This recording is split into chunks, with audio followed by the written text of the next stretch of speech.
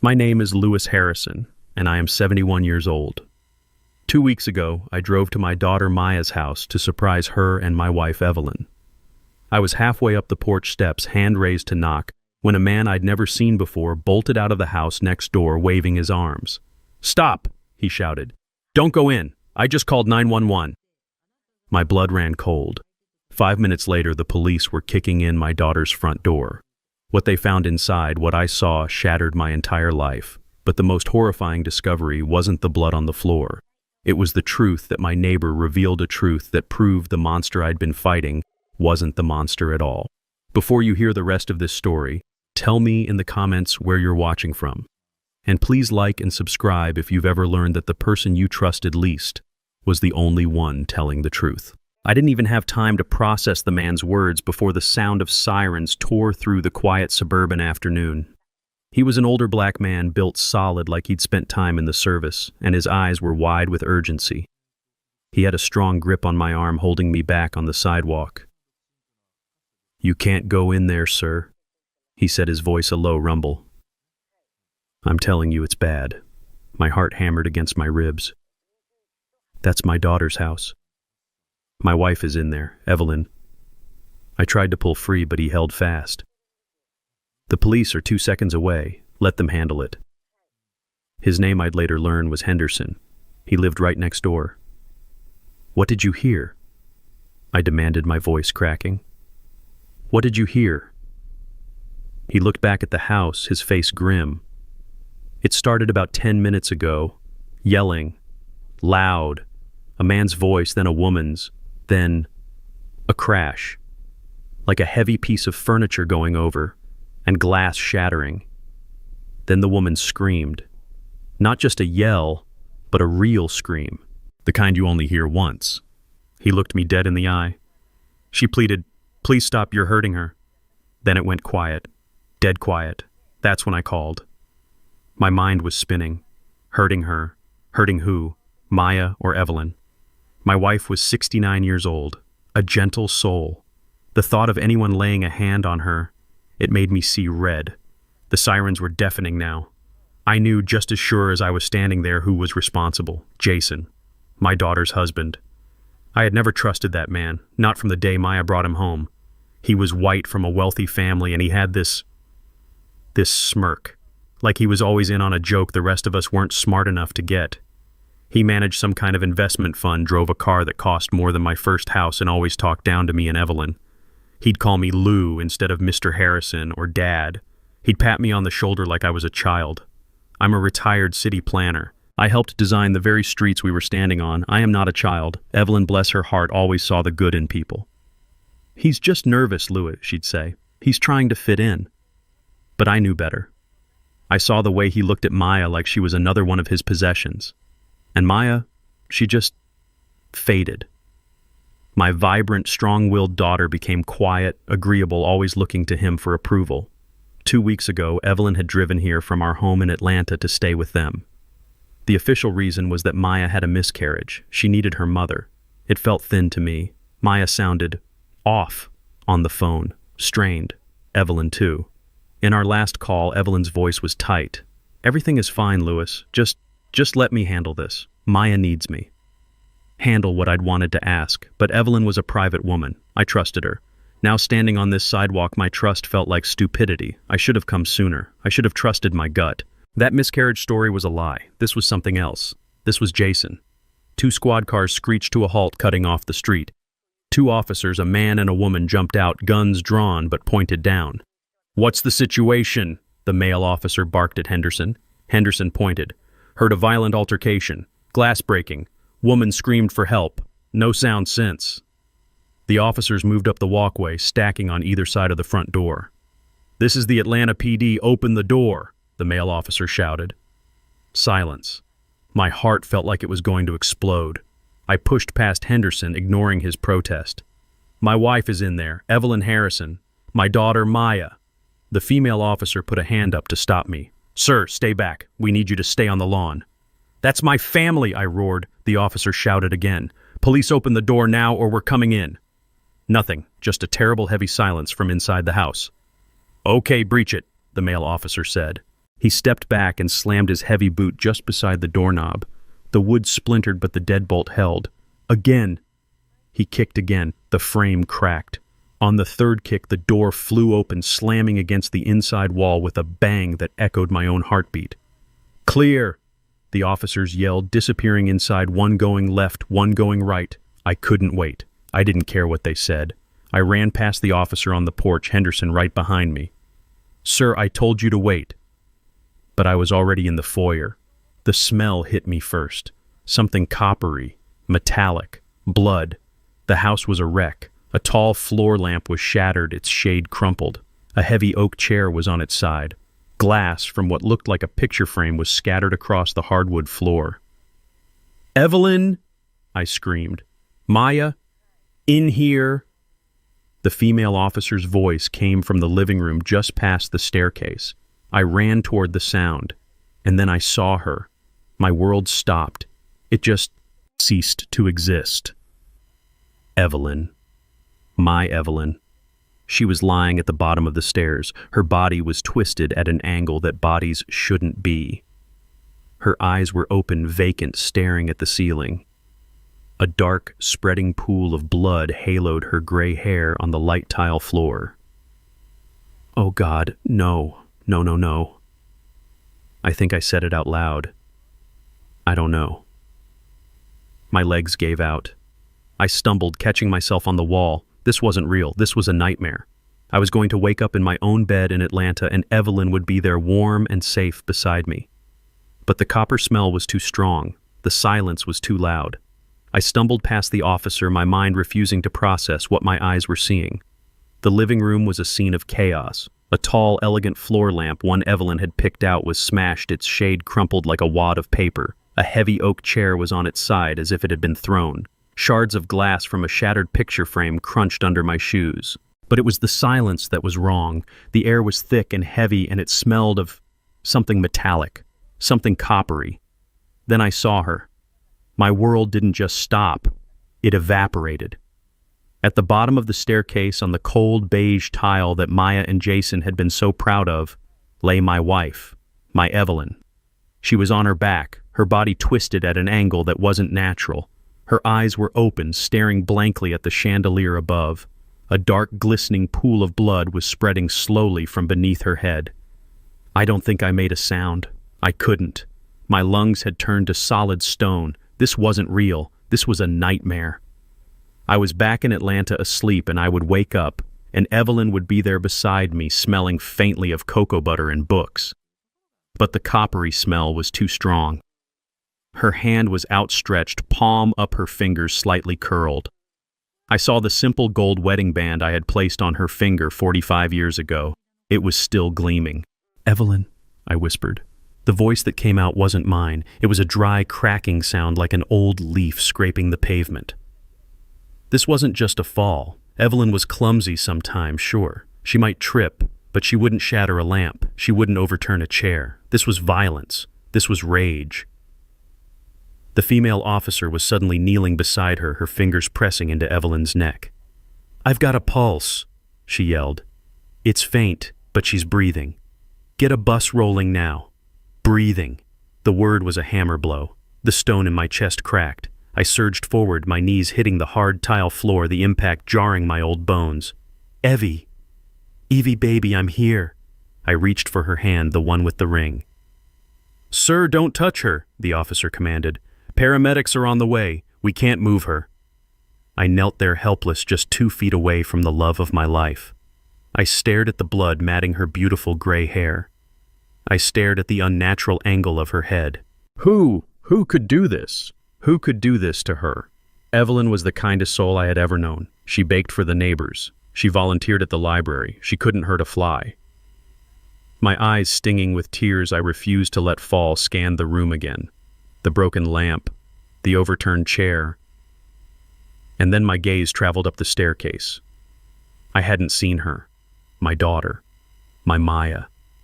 She was crushed into the corner at the top of the stairs on the second-floor landing. She was huddled against the wall, her knees pulled tight to her chest, her face buried in her hands. Her entire body was shaking, racked with violent sobs. "Maya!" I cried out, my voice finally finding its power. "Maya, what happened? Are you hurt?" She lifted her head. Her face was a grotesque mask of terror and tears. Mascara ran in black rivers down her cheeks. She didn't look at me. She looked past me, staring at something in the room. Then her arm shot out, her finger trembling as she pointed not at me, but at the man standing just a few feet away from her at the top of the landing. It was him!" She screamed, a sound so raw and painful it ripped through the house. "He did it! He pushed her! He pushed Mama!" I followed her trembling finger, my head snapped up, and there he was, Jason. He was just standing there by the railing, staring down at the scene below. He was still holding his cell phone in his right hand. He looked dazed. His expensive dress shirt was torn at the collar, and his face. "He attacked Mama," Maya shrieked again. I saw it clearly then, even from 15 feet below. Bright, angry red scratches, 3 of them running from his left temple down his cheek, disappearing under his jaw. Defensive wounds. My God, Evelyn. My 69-year-old wife had fought him. She had fought for her life against this animal. The man I never trusted. The man I let into my family.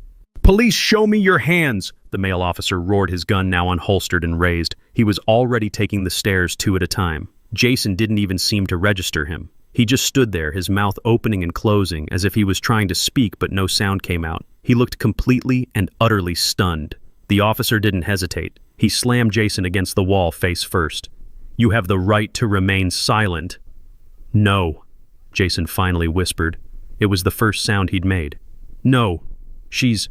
"Shut up," the officer commanded, yanking Jason's arms behind his back, the sharp click of the handcuffs echoing in the stairwell. That sound snapped me out of my shock.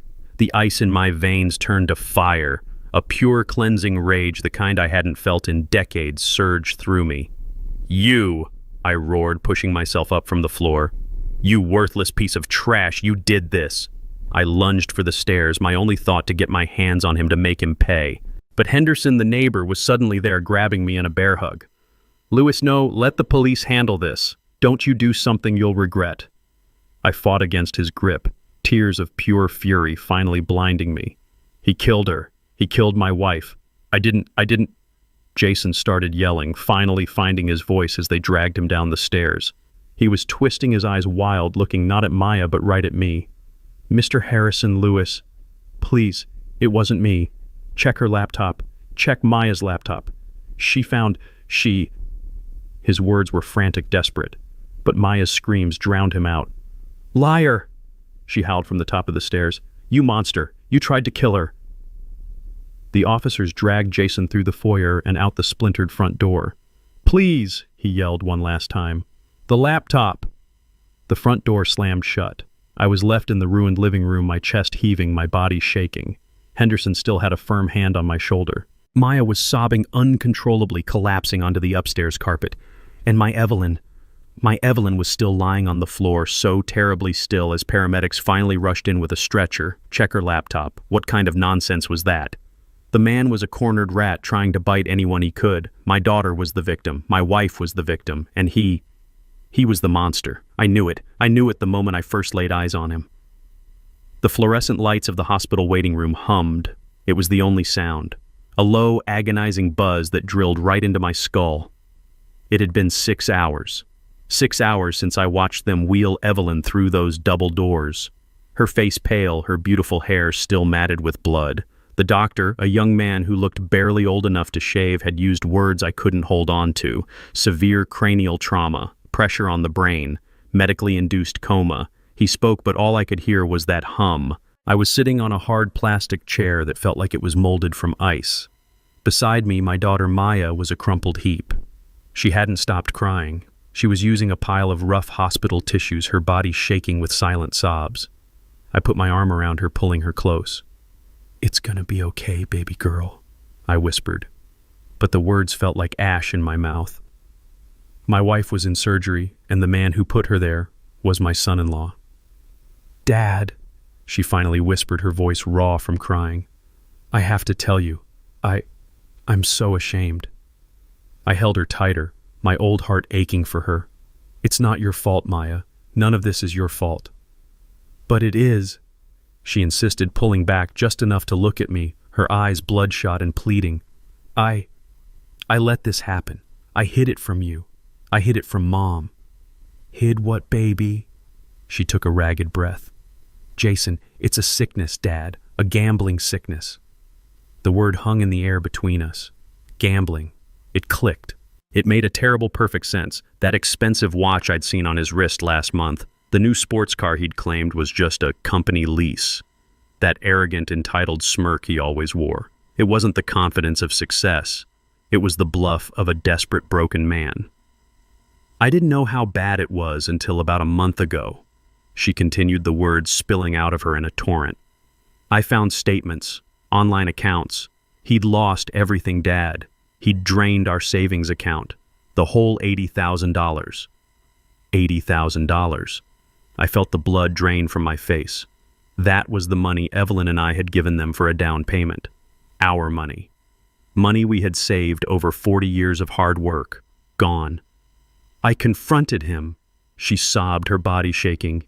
He promised he'd stop. He swore he'd get help. He begged me not to tell you. He said he was embarrassed to face you, that he couldn't stand for you to think he was a failure. That, too, made perfect sense. I had never hidden my disapproval of him. Of course he'd be afraid of me. And the miscarriage? I asked, my voice barely a whisper. The reason your mother came down here. Maya's face crumpled and she looked away, her shame palpable. There was no miscarriage, Dad. What? I lied, she whispered. I was so scared. I was desperate. I called Mom and told her that because I needed her. I needed someone. I was terrified of what Jason would do when he realized the money was completely, finally gone. I didn't know who else to turn to. So Evelyn had walked into a trap. My wife, the fixer, the one who always protected her children, had walked straight into a lion's den. She's so smart, Dad, Maya cried, hiding her face in her hands. She's smarter than me. She must have seen the bank statements I'd hidden in my desk. She found the notices from the credit card companies. This afternoon, while I was upstairs in the shower, she confronted him. And I could picture it perfectly. My Evelyn, 69 years old, but with a spine of steel, standing up to that arrogant boy. I heard them shouting, Maya cried. I ran downstairs. Mom was holding the bank statements. She was telling him he was a thief, that he had betrayed her trust, that she was going to call the police. And what, Maya, tell me? He snapped. He grabbed her arm. He yelled at her to mind her own business. Mom tried to get to the phone and he shoved her. He shoved her dad hard with both hands. She flew backward. She hit the bottom stair and she didn't get up. She dissolved into hysterical sobs, clinging to my shirt. Her story finished. I held her, but my body was rigid. My mind was painting the picture over and over. My wife, my strong, brave Evelyn, lying broken on the floor. All because of him, because of that leech I had let into my family. I must have sat there for another hour just stewing in my own rage, rocking my daughter while she cried. The hum of the lights was the only sound. Then a new voice. Mr. Harrison. I looked up. A man in a tired suit was standing there. He looked like he'd seen too much of the world. I'm Detective Miller, he said, flashing a badge. I need to ask you and your daughter a few questions. Your wife, Mrs. Harrison. She's out of surgery. She's stable, but she's in intensive care. She's not awake. Okay, I said, helping Maya sit up. The detective looked at Maya, then at me. Your daughter gave a preliminary statement at the scene. I just want to clarify a few things. You both stated that your son-in-law, Jason Powell, pushed Mrs. Harrison down the stairs during an argument. That's right, I said firmly. My daughter saw it all. Detective Miller nodded slowly, pulling out a small notebook. The thing is, Mr. Harrison, we have a conflicting statement. My brow furrowed. Conflicting from who? From Jason? No, sir. From your neighbor, a Mr. Henderson.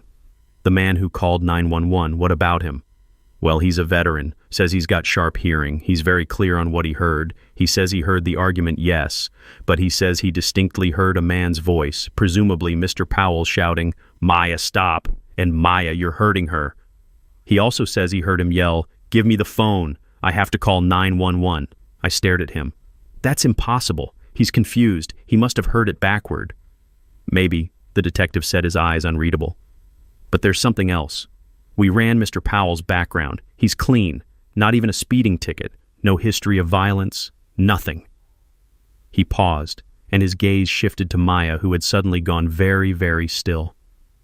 Your daughter, on the other hand. She has a sealed juvenile record, an assault charge from when she was 15. She broke another girl's arm in a fight. I stood up. I stood. The ice in my veins was back. Now you listen to me, detective. Are you really standing there, trying to blame my daughter? My daughter, who just watched her mother almost get murdered. That was 20 years ago. She was a child. Kids get into fights. Sir, I'm just... No. I cut him off, my voice dangerously low. You're just... What? Trying to muddy the water. That man, Jason, is a gambler who stole $80,000 from my family. He attacked my wife when she confronted him. My daughter saw it. I saw the scratches on his face. My wife fought back. What more do you need? The scratches, yes, the detective said, unfazed. We're looking into those. The neighbor is an old man, I said, dismissing him with a wave of my hand. He's probably half deaf. He heard what he wanted to hear. My daughter is the victim here. So you go and do your job and make sure that monster stays locked up. The detective held my gaze for a long moment. Understood, Mr. Harrison. We'll be in touch. He turned and walked away, his footsteps echoing down the sterile hallway. I sat back down, my heart pounding with anger. How dare he? How dare he try to twist this? I looked at Maya. She was trembling again, looking smaller than ever. Dad, she whispered, he thinks I did it. No, he doesn't, I said, pulling her back into my arms, my resolve hardening like concrete. He's just a lazy cop looking for an easy out. Don't you worry, baby girl. I'm here. I won't let anyone hurt you. I believe you. And I did. At that moment, I believed her with every fiber of my being. 2 days later, I was back at the house. The yellow crime scene tape was still stretched across the splintered door frame. It felt wrong walking back in. It felt like trespassing in my own daughter's life. But Evelyn was still unconscious in that silent, sterile room, and the nurse said she needed her own things. A robe, her toiletries, her worn leather slippers. Small comforts in a world that had suddenly become hard and cold. I walked past the dark stain on the tile, my eyes fixed forward, refusing to look at it. As I stepped back outside, my hands full with a small overnight bag, I saw him. The neighbor, Henderson. He was sitting on his own porch just watching me. He didn't wave. He just stood up slowly, a man moving with the stiff precision of old injuries, and walked across the lawn that separated our two houses. Mr. Harrison, he said, his voice respectful but firm. He stopped about 10 feet away. Mr. Henderson. I nodded. I want to thank you for what you did, calling the police. You probably saved my wife's life. He just looked at me, his eyes sharp. Sir, I spoke with the detective. He came by this morning. Detective Miller. Yes, he spoke to us at the hospital. I was tired. I wanted this conversation to be over. I wanted to get back to Evelyn. I don't think he believed me, Mr. Harrison, Henderson said, and I have a feeling I need you to believe me. A knot of irritation tightened in my stomach. I was grieving. My family was shattered. I didn't have time for this old man's stories. Believe what I said, my voice sharper than I intended. That you heard wrong. I was just at the hospital. My daughter Maya, she told me everything. That man Jason, he's a gambler. He stole $80,000 from my family. He attacked my wife when she confronted him. Henderson didn't flinch. He just stood there solid as an old oak tree. Sir, with all due respect, I've lived next door to your daughter and her husband for 3 years. I'm a widower. I'm home most of the time. My windows are open. I know what I hear. He took a step closer. And I need to tell you, sir, I spent 20 years in the United States Army, Signal Corps. My ears, my hearing, it's the only part of me that still works perfectly. I can tell you what kind of bird is in that tree just by its call, and I can tell you who does the yelling in that house. I gripped the overnight bag, the plastic handle digging into my palm. What are you trying to say, Mr. Henderson? I'm saying he said, his voice dropping low, that in 3 years I've maybe heard Mr. Powell raise his voice twice, once during a football game, once when he dropped something heavy in the garage. But your daughter Maya, sir, she screams. She screams every week, usually Thursdays. I reckon that's when the bills come due. My blood ran cold. This was the exact opposite of what Maya said. It's always about money. Henderson continued, shaking his head. Where is it, Jason? Or you promised me, Jason. I can't live like this. And he's always the one I hear trying to calm her down. It's okay, Maya. It's okay. We'll figure it out. Just calm down. That's the dynamic, sir. It has always been the dynamic.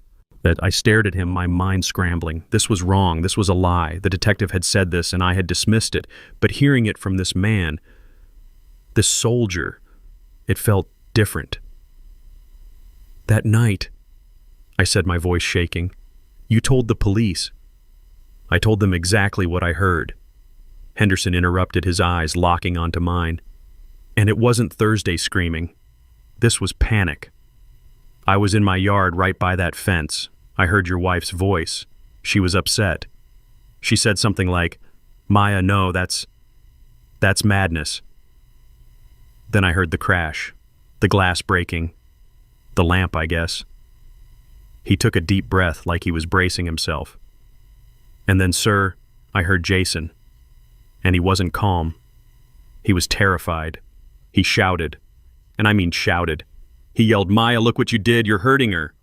Then he yelled it again. Maya, get away from her.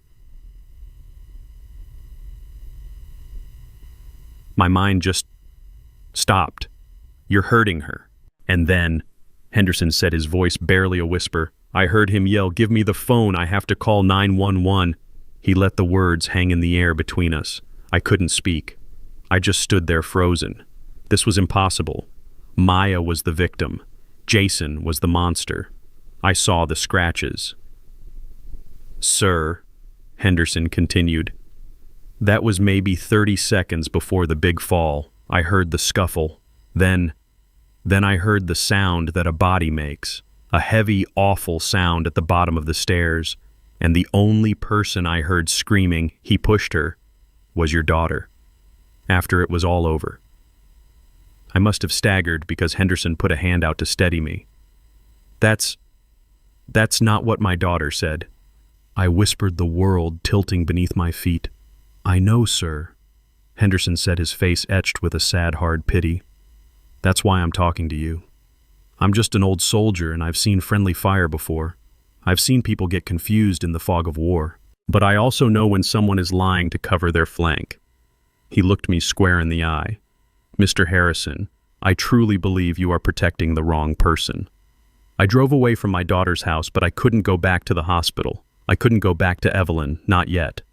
I just parked on a quiet side street, the little overnight bag sitting on the passenger seat, mocking me with its simple domestic purpose.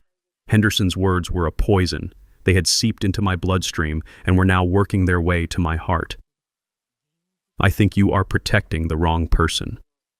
It was nonsense. It had to be. My daughter was a victim. I saw her. I held her while she sobbed. My wife was a victim. I saw her lying in a pool of her own blood, but my mind kept pulling me back. The detective, the juvenile record, and Henderson's certainty. Maya, stop. You're hurting her. Why would he lie? And then like a key turning in a rusty lock. I heard Jason's voice again. Not the arrogant man I despised, but the desperate man being dragged out in handcuffs. Check her laptop. Check Maya's laptop. At the time, I'd dismissed it as the frantic raving of a guilty man, a pathetic attempt to shift blame to muddy the water. But what if it wasn't? What if it was the only true thing said that day? I felt a profound, bone-deep sickness. I was a city planner for 42 years. My job was to see the foundation beneath the facade. I dealt with facts, I dealt with blueprints. My entire life was built on looking at the structure of things, and right now the foundation of my family was cracking. My heart was telling me one thing, but my gut was telling me I was a 71-year-old fool who had been staring at the wrong blueprint all along. I couldn't go back to that hospital until I knew. I needed facts. The next morning I drove downtown. I didn't go to my old family lawyer. I couldn't. I went to a new firm, a name a colleague from the City Planning Commission had given me years ago. Angela Russo. She had a reputation for being a shark in a silk blouse. She didn't deal in family sentiment. She dealt in assets fraud and the cold, hard truth. I needed that. I walked into her sharp, modern office. I must have looked like what I was, a grieving, broken old man. "Ms. Russo," I said, my voice steadier than I felt. "My son-in-law was just arrested for the attempted murder of my wife. My daughter Maya is the primary witness. She's a wreck." I paused, letting the lie settle in the air. With her husband in jail and her mother in a coma, she's not capable of handling her affairs. She needs help. I need you to protect her. I need you to get a clear picture of her finances to secure her assets. Her husband was a gambler. I need to know how bad the damage is. It was the perfect cover. A concerned father protecting his traumatized daughter's estate. Angela Russo just nodded, her eyes sharp, analytical. "I'll need your daughter to sign a power of attorney giving us temporary access to her financial records and personal devices." "She'll sign anything I put in front of her right now," I said. And she did. That afternoon at the hospital, Maya signed the papers without even reading them, her tears staining the ink. "Thank you, Daddy," she'd whispered, clinging to my hand. "You're the only one I can count on." The words felt like a splinter of glass being pushed into my heart. It took Angela Russo less than 24 hours. My phone rang the next morning. It was her. "Louis," she said. She didn't use Mr. "You need to come to my office, now." The line went dead. I sat in that same stark, modern chair. Angela didn't offer me coffee. She didn't offer condolences. She simply slid a thick stack of bank statements across her polished glass desk. "You hired me to find out how much damage your daughter's gambler husband did," she said, her voice flat, devoid of emotion. "You were right about the damage, Louis. You were just wrong about who was holding the hammer." I stared at the papers. My hands were shaking. They were withdrawals from the joint savings account, dozens of them, 10,000, 15,000, 5,000, all transferred to offshore websites, sites with names like Slots Royale and Vegas Palace Online. A total of $80,000, gone in 6 months. This is what he did," I whispered. "No," Angela said. I cross-referenced the timestamps. Every single transfer was made from an IP address registered to your daughter's personal laptop. Jason Powell was verifiably at his office in documented meetings during every single one of these transfers. This wasn't Jason Lewis. This was Maya. "No," I said. It came out as a croak. "No, that's not possible." She told me. She told me he was the gambler. Angela leaned forward, her eyes merciless. "She lied. And that Lewis is not the only lie. You told me your wife was visiting because your daughter had suffered a miscarriage." I nodded, my mouth too dry to speak. "I pulled the local hospital and OB/GYN records for the last 6 months. Your daughter was never pregnant. There was no miscarriage. She was never a patient." The room tilted. The air hummed. The miscarriage was a lie. A fabrication. A cold, calculated maneuver. Then why?" I stammered. Why did Evelyn go to her?" "You tell me, Louis," Angela said. "Why does a compulsive gambler who just lost $80,000, the exact amount you gave them for a down payment, suddenly need her mother to visit?" She was luring her. She was luring Evelyn there to get more money. My wife, my Evelyn, hadn't just stumbled into an argument. She had been summoned to her own execution. Angela wasn't finished. She spun her laptop monitor around to face me. "Jason's frantic last words," she said. "Check the laptop." He was right. You should have checked. On the screen was an email chain between Maya and Jason dated 1 week before the attack. My vision was swimming. Angela read the words out loud for me, her voice cutting through the silent room. "It's from Jason to Maya," she said. "Maya, I can't do this anymore. I just checked the joint account. It's empty. You promised me you'd stopped. You promised me. We're going to lose the house, Maya. We're going to lose everything." I put my head in my hands. I couldn't breathe. "Scroll down," I managed to say. Angela clicked. Maya's reply, "It's just a setback, Jason. I can win it back. I just need a little more. Your parents have money. Or just ask your dad. Just don't tell mine. Please, Jason, don't tell them. I can fix this." And then the final email, the one that sealed all of our fates, from Jason. "No more lies, Maya. I am done. I am done covering for you. I am done watching you destroy yourself. I'm calling your parents. I'm telling them everything. You need help, and if you won't get it, I'm going to get it for you. I love you, but I won't be your accomplice anymore." Angela looked up from the screen, her gaze pinning me to the chair. "That email was sent at 1:17 p.m. on Tuesday, Lewis. Your neighbor's 911 call was at 4:30 p.m. That was the argument your wife walked into. He wasn't attacking her. He was trying to get help. He was trying to tell the truth." I left Angela Russo's office, but I couldn't drive. I couldn't go anywhere. I walked out onto the busy Atlanta street, and the noise of the traffic, the horns, the chatter of people on their lunch breaks. It all just hit me like a physical wave. I stumbled over to a concrete bench at a bus stop and just put my head in my hands. I was wrong. It wasn't a small mistake. It wasn't a misunderstanding. It was a catastrophic failure of judgment. I, Lewis Harrison, a man who had prided himself on seeing the structure of things, a man who planned city grids, had failed to see the rot in the foundation of his own family. I had let my prejudice, my simple, ugly bias against Jason, blind me completely. I felt sick, physically ill. I thought about Jason sitting in a jail cell right now. I thought about the scratches on his face, the ones I had pointed to as proof of his guilt. My God, Evelyn must have done that. Or Maya. He had been attacked, and I had been part of the mob that threw the stones. He had been trying to protect my wife. He had been trying to get help. He was the only one telling the truth. And I, in my arrogant blindness, had helped my daughter, the real monster, lock him away. The shame was so thick I felt like I was choking on it. My phone buzzed in my pocket, making me jump. The vibration felt like an electric shock. I fumbled for it, my hands shaking. It was the hospital. "Mr. Harrison," a nurse's voice. "Your wife, she's waking up. She's out of the coma. The doctor thinks you should come." I don't remember the drive. I don't remember parking. I just remember bursting through the automatic doors of the ICU, my heart pounding a frantic, terrified rhythm. When I got to her room, Maya was already there. She was sitting in the chair by the bed, her back to the door.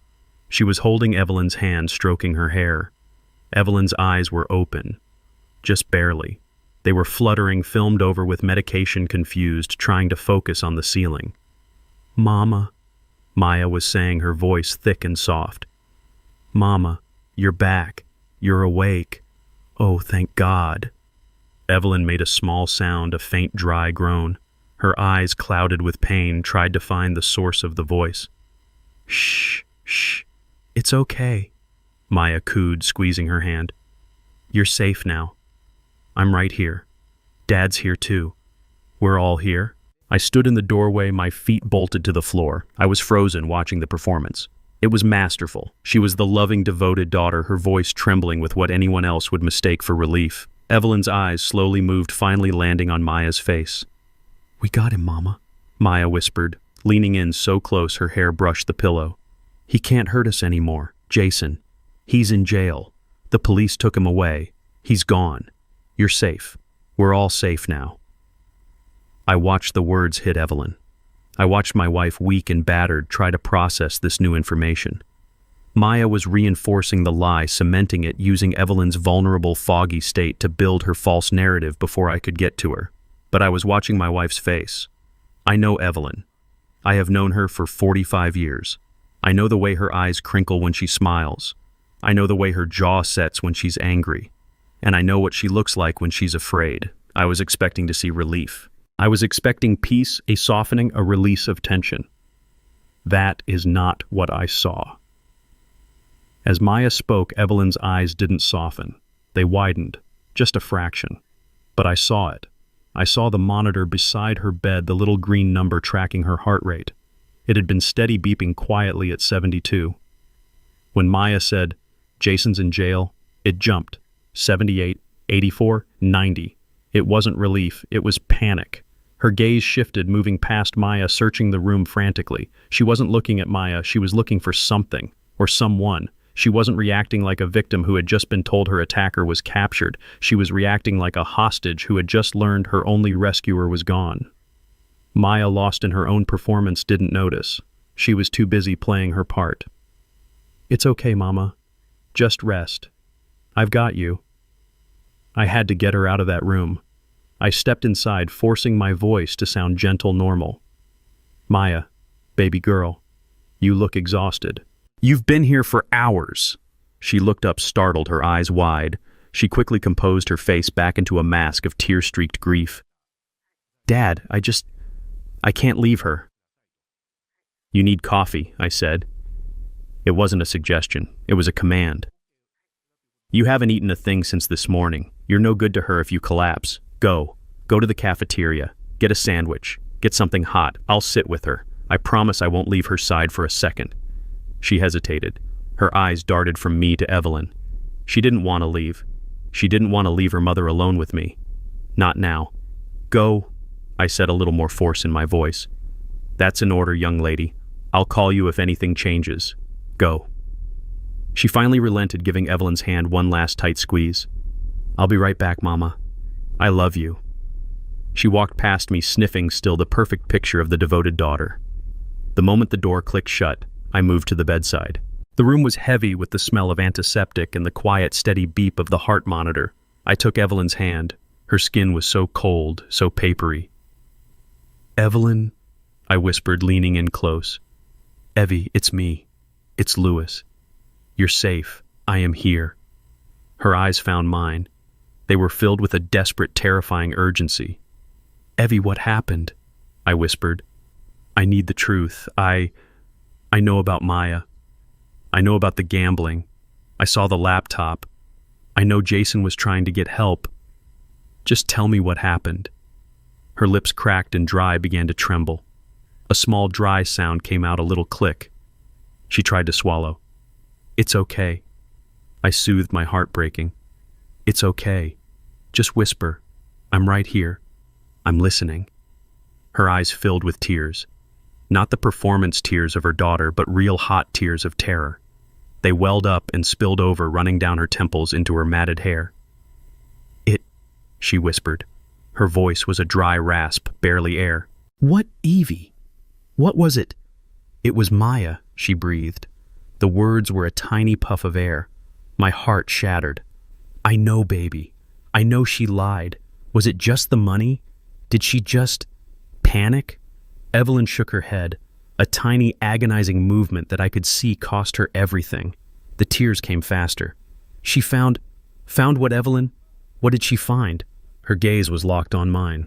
She was using every last ounce of her strength, every bit of life she had left, to push the words out. "She found my will." The word hit me like a physical blow. The will. Our will. What about it? It all goes to her anyway. We signed it years ago. "No," Evelyn whispered. Her eyes closed for a moment as if in agony. "No, not my will." My mind seized on that one word. Will. It made no sense. "What are you talking about, Evie?" I whispered, my voice rough. "Our will. We did that together. We did that 20 years ago. It's simple. Everything we have goes to Maya. She knows that. What does our will have to do with anything?" I was confused. Was the head trauma making her delirious? Was she mixing things up? I squeezed her hand gently. "Baby, it's okay. The will is fine. It's all taken care of. It all goes to Maya. It's fine." Evelyn's eyes. Those beautiful brown eyes I had known my entire adult life stared at me with a terrifying clarity. The fog was gone. This was not delirium. This was truth. A single tear rolled down her temple. "No," she whispered, the sound scraping her dry throat. "No, Louis. Not our will. My will. My will." The words hung in the sterile, beeping air. I didn't understand. "Your will. We were married. We have one will, one life." "What are you talking about?" Evelyn tried to take a breath. It hitched in her chest. I saw a flash of pain cross her face. "Please, Evie, don't talk if it hurts." "I must," she insisted. "You don't know." She closed her eyes for a moment, gathering what little strength she had. When my Aunt Josephine died, 20 years ago. Remember? I nodded. "Of course. The funeral in Chicago. You were gone for a week. She left you that little porcelain music box. Maya used to love it. She didn't just leave me the music box, Louis, Evelyn whispered. She left me everything. I frowned. Everything, Evie. Your aunt was a seamstress. She lived in a tiny apartment. What are you? She lived like that. By choice, Evelyn breathed. Her husband, my uncle, he had invested, years ago, smartly, when he died. He left it all to her, and she left it all to me. She was the only one who knew my secret. Secret, Evelyn, you're scaring me. What are you talking about? Her eyes met mine, and in them I saw a secret she had carried for 2 decades, a burden she had carried alone. She left me $1.2 million. The number was absurd. It was a cartoon number. It meant nothing. $1.2 million. I almost laughed. It had to be the trauma. Evie, baby, you're confused. I invested it. She interrupted, her voice gaining a desperate paper-thin strength. Like she taught me. I never touched it. I just let it grow. For 20 years. For us. For our retirement. For an emergency. I just stared at her. $1 million. My wife. My quiet, frugal Evelyn who clipped coupons, who bought her clothes at department store sales, who insisted we drive our old car until the wheels fell off. She was a millionaire. I don't understand. I stammered, my entire reality shifting under my feet. Why didn't you tell me? For 20 years, Evie. Why would you hide that from me? The tears were flowing freely, now hot and silent. Because of my father, she whispered, her voice cracking. You never knew him, but I remember. I knew her father had died when she was young. She never spoke of him. It was a locked door in her past. He was a gambler, Louis, she said, and the shame in her voice was still fresh after 60 years. He was a wonderful man. He could charm anyone. He could light up a room. But he had a sickness. The same sickness I saw in Maya.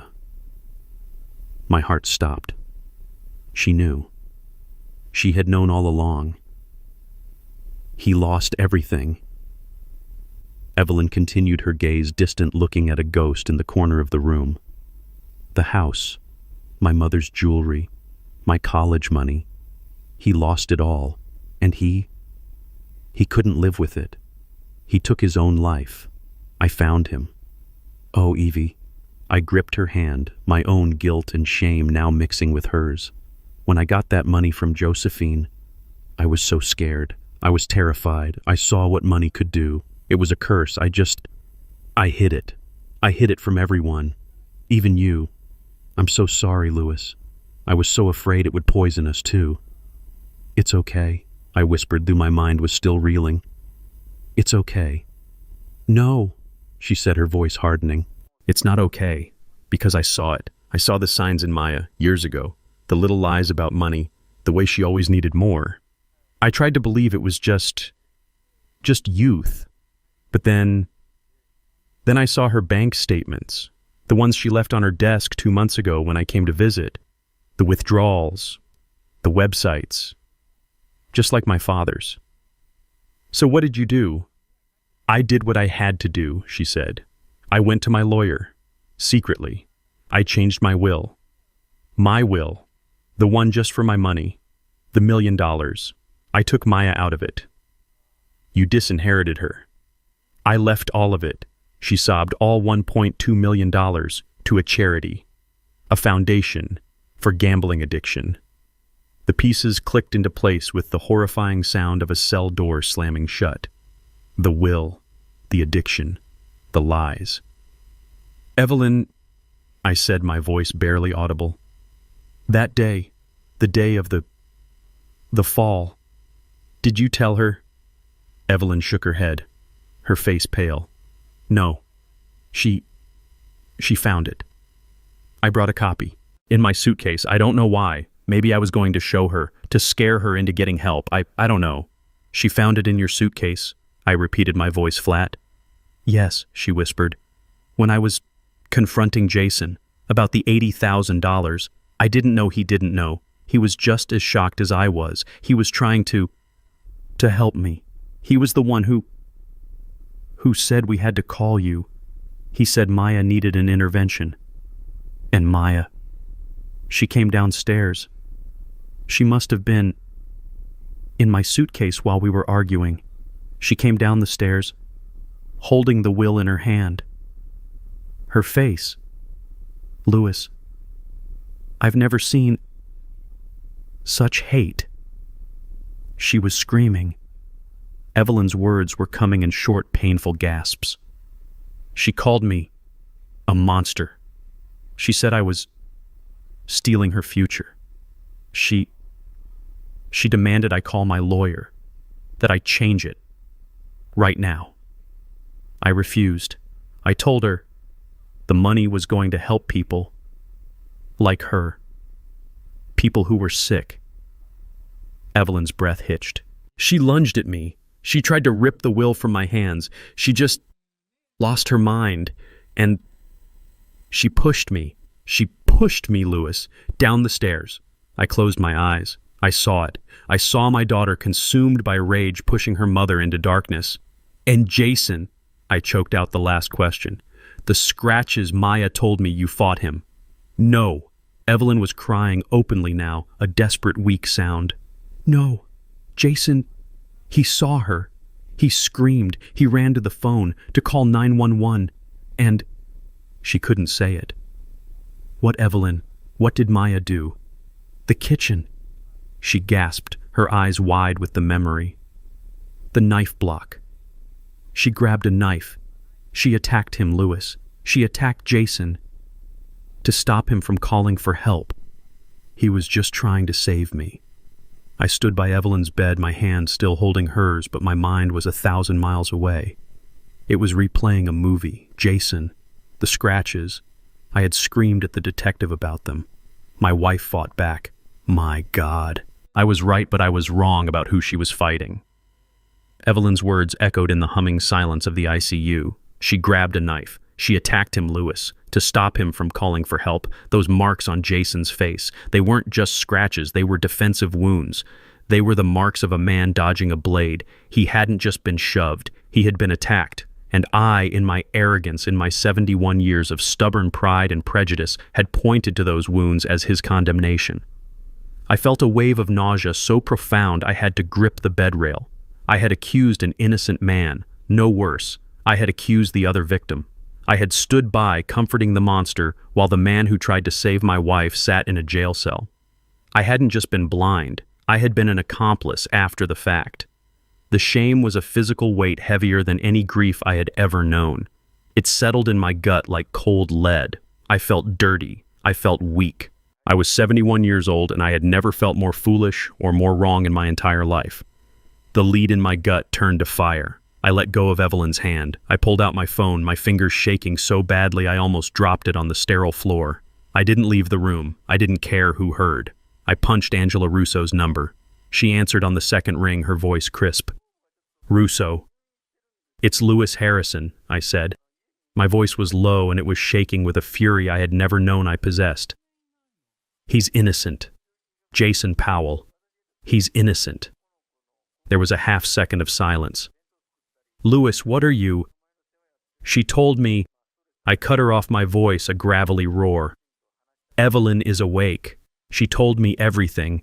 Maya did it. Maya attacked both of them. She pushed Evelyn. She attacked Jason with a knife. You have to get him out. You have to get him out now.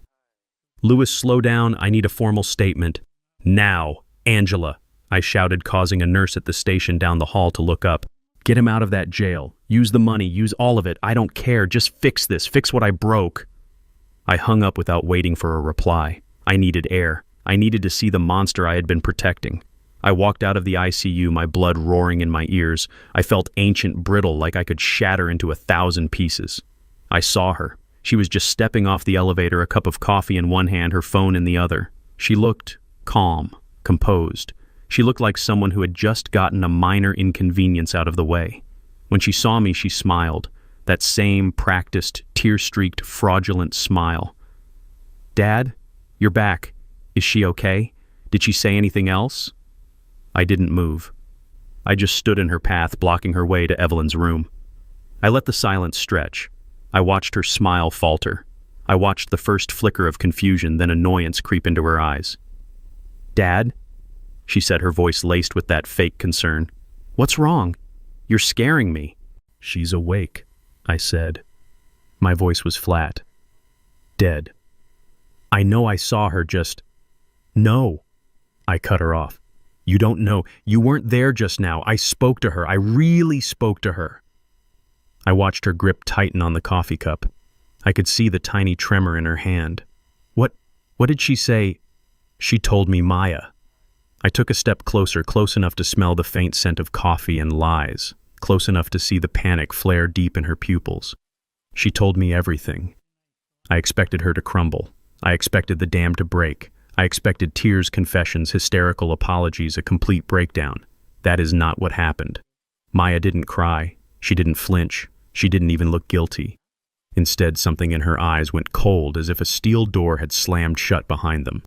The terrified, grieving daughter I had been comforting for 2 days vanished. She just disappeared. In her place was a stranger, a cold, assessing, reptilian stranger. She let out a small, sharp laugh. It was the most terrifying sound I had ever heard. "She told you everything," Maya repeated. Her voice was no longer soft. It was dripping with a sarcasm that chilled me to the bone. Did she tell you a new set of lies?" I was so stunned I couldn't speak. "Think about it, Dad," she said, and the way she spat the word made it an insult. "The woman just had her head bounce off a tile floor. She's full of painkillers. She's confused. The doctor said she would be confused. She's probably hallucinating. She doesn't know what she's saying." "She wasn't hallucinating," I managed to say. "She was telling the truth, about the will, about the knife." "The will." Maya laughed again, a sound completely devoid of humor. "Oh, this is rich. This is what it's about." She took a step toward me, and for the first time in my life, I actually felt a flicker of fear for my own daughter. "Let me ask you something, Dad," she said, her voice dropping to a conspiratorial whisper. "You're standing here ready to believe a woman who just admitted she lied to you. She lied to you, her husband, for 20 years. About $1.2 million. The words hit me like a slap. She was right. Evelyn had lied to me. "She hid a fortune from you, Dad." Maya pressed her eyes glittering. "From her husband. For decades. She's a liar. A proven professional, lifelong liar. And I'm your daughter. Your blood." She was using Evelyn's confession against her. She was turning my own sense of betrayal into a weapon. "So who are you going to believe?" She hissed, her face inches from mine. "Are you going to believe the woman with the brain injury who just confessed to being a master liar? The woman who is going to give our money, your money, to a bunch of strangers rather than her own family?" She smiled. It was a cold, terrible, triumphant smile. "Or," she said, "are you going to believe me? Your daughter, the one who has always loved you, the one who is telling you the truth. Jason did this, and Mom is just confused. She's trying to protect him. Or maybe she's just trying to punish me for finding out about her secret money." I stood there in that sterile hospital hallway feeling like I was being torn in two. Maya's words were venomous, but they were also smart. She had found the one crack in my armor, the one place I was truly vulnerable, and she was driving a wedge into it with all her strength. Evelyn had lied to me.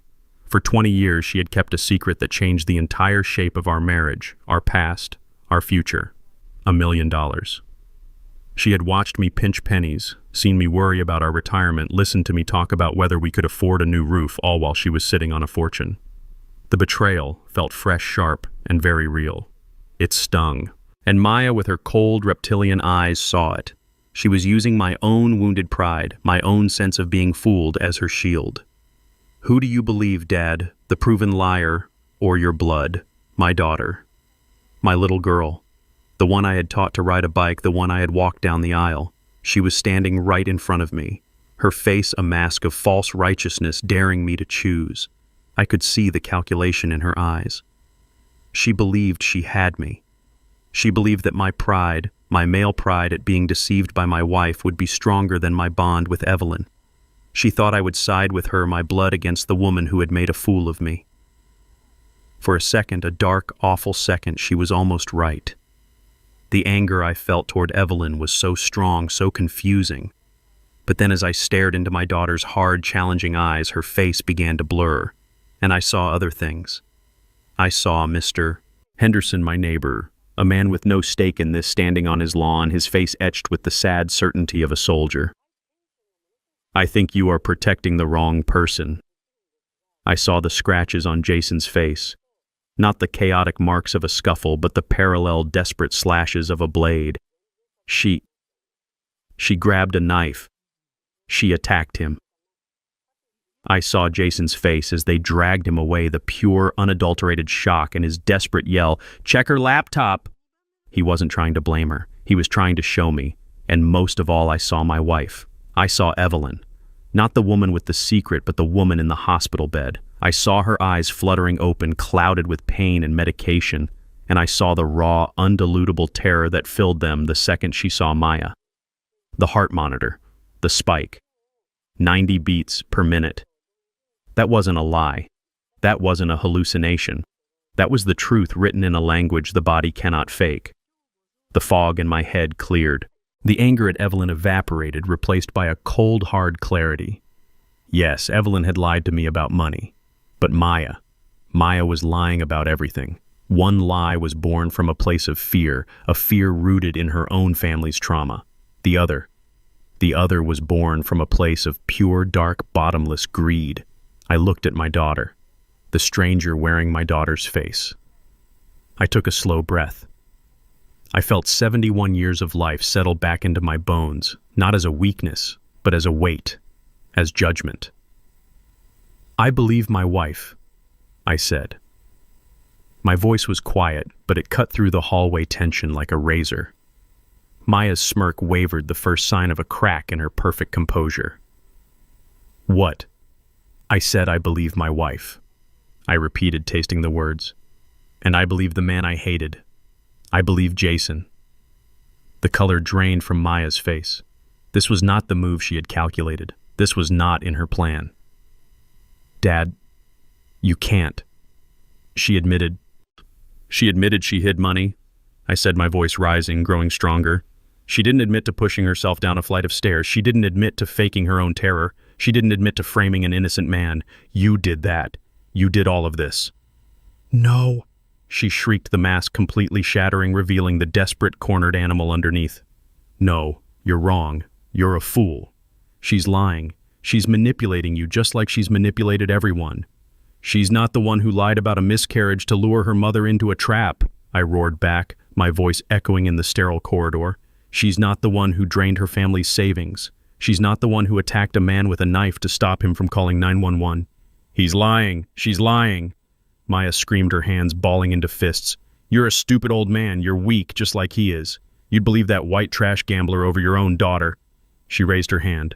I saw it coming. She was going to hit me. Just as she had pushed her mother, just as she had cut her husband, now she was going to strike her father.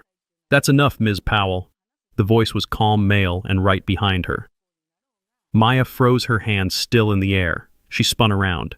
Detective Miller was standing there, his face hard, his hand resting on his service weapon.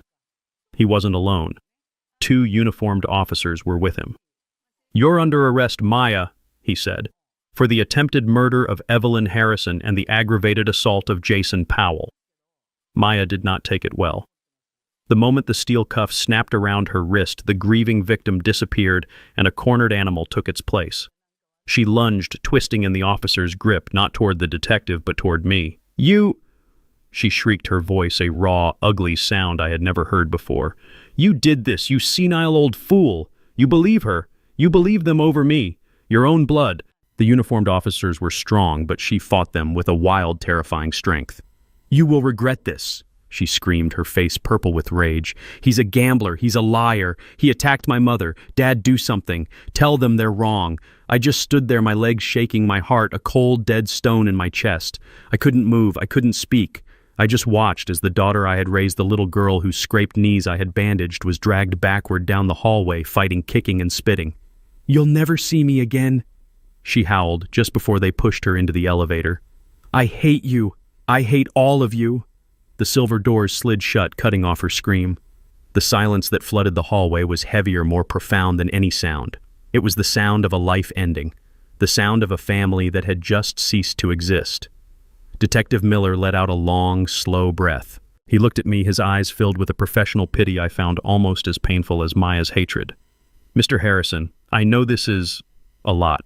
We're processing her. We're also processing the immediate release of Mr. Powell. He's on his way out now. My stomach dropped. Jason. I had to face him. I had to look at the man I had wrongly accused, the man I had despised, the man I had helped put in jail. What do you say to a man like that? How do you apologize for a sin so profound? I nodded numbly, and the detective walked away, his radio squawking. I made my way to the hospital lobby, sinking onto one of the hard plastic chairs. The bright, cheerful art on the walls felt like an insult. I just stared at the automatic doors, waiting. 5 minutes passed. 10. Then the door slid open, and he walked out, flanked by a single police officer. He looked broken. He hadn't slept. He hadn't shaved. His expensive suit was wrinkled, his shirt still torn at the collar where Maya had attacked him. The angry red scratches on his cheek looked even more vivid in the lobby's bright light. He was carrying a small plastic bag with his wallet and keys. He saw me, and he just stopped. He stood there about 20 feet away, not angry, not yelling, just looking at me. His eyes were empty. He looked like a man who had walked through hell and hadn't quite come back. My throat was tight, my palms were sweating. All my life I'd prided myself on being a man who said what he meant, a man of conviction. But standing there in front of the man I had wronged so deeply, I was a coward.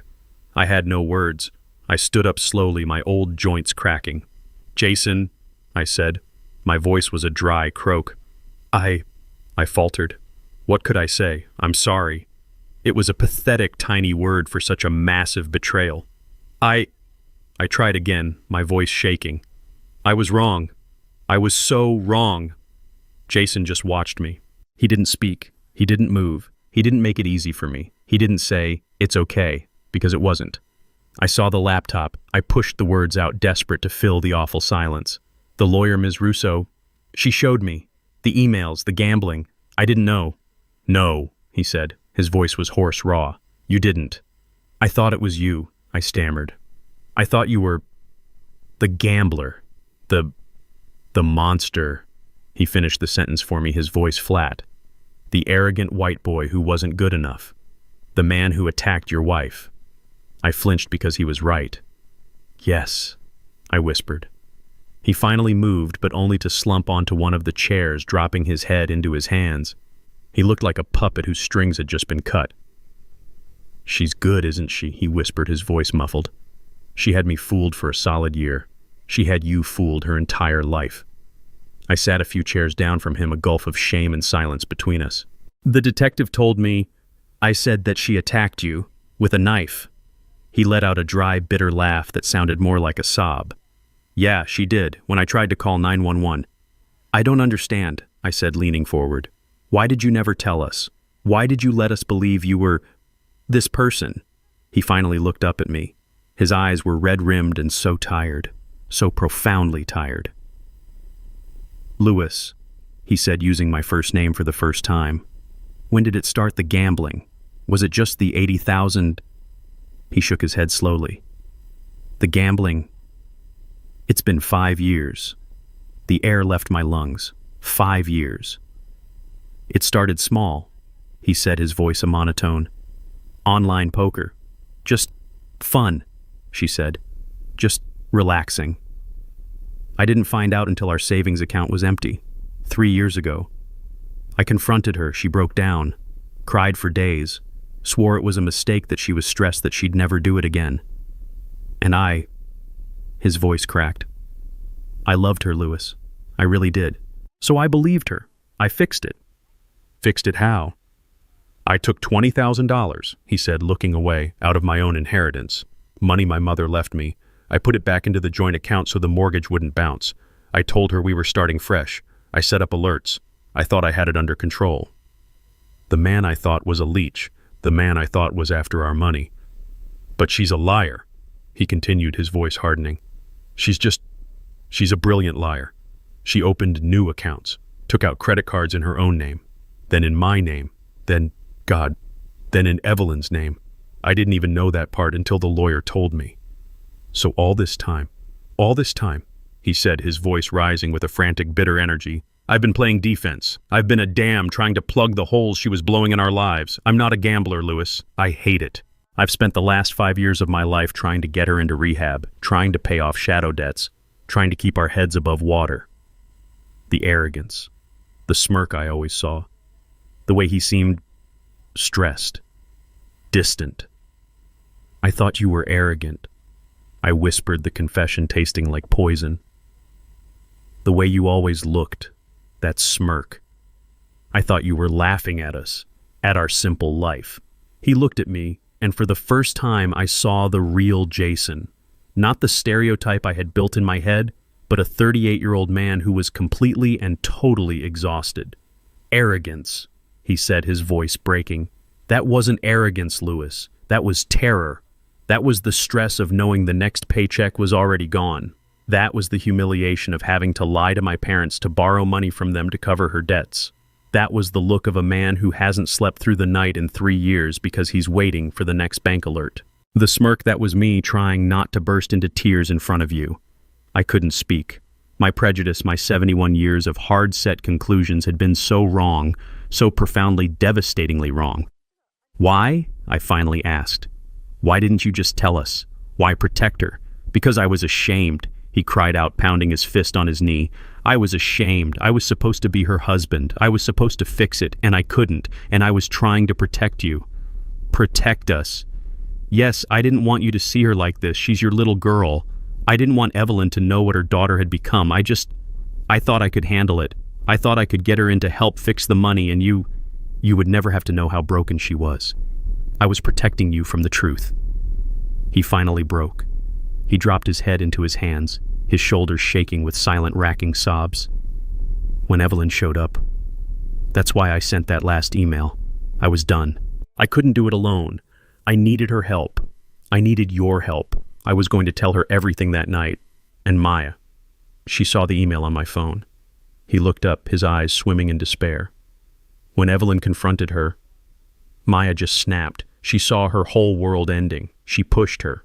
She pushed her own mother. And when I ran for the phone, she grabbed that paring knife from the kitchen. She just came at me. You won't ruin me, she screamed.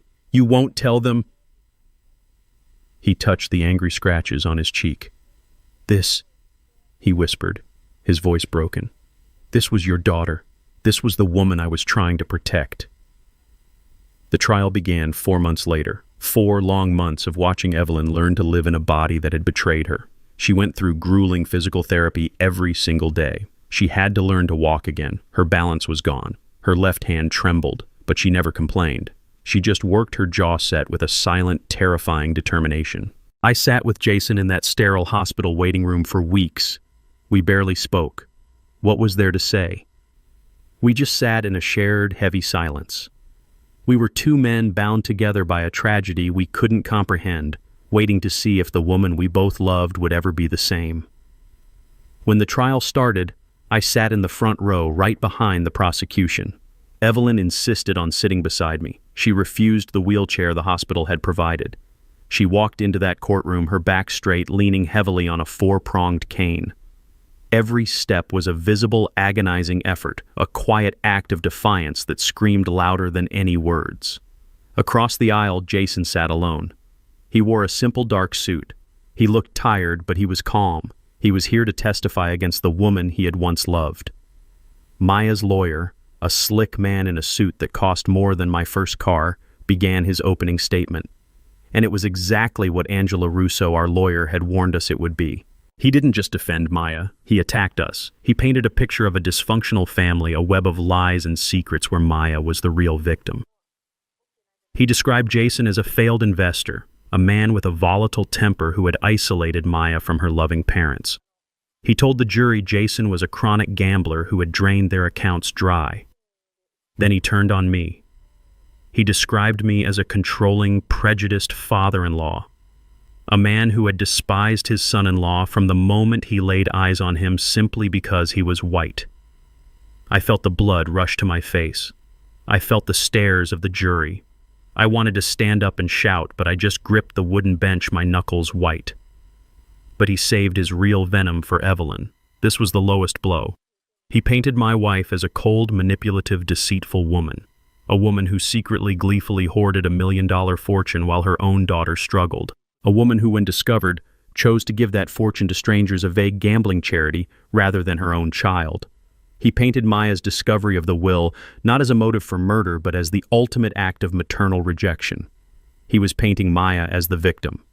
A daughter who finally snapped, he said, under the crushing weight of an abusive husband and a cold, unloving, money-hoarding mother.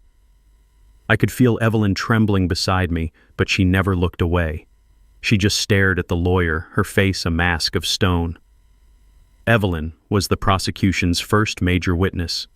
I held my breath as I watched her make that long, painful walk to the stand. She settled herself in the chair, her frail hand shaking as she adjusted the microphone. She did not look at Maya, not once. "Mrs. Harrison," the prosecutor began, his voice gentle, "can you tell the court about your financial situation, specifically an inheritance you received?" Evelyn's voice was quiet, but it filled the silent room. It was clear and it was strong. "My Aunt Josephine passed away 20 years ago," she said. "She left me her estate. It was significant."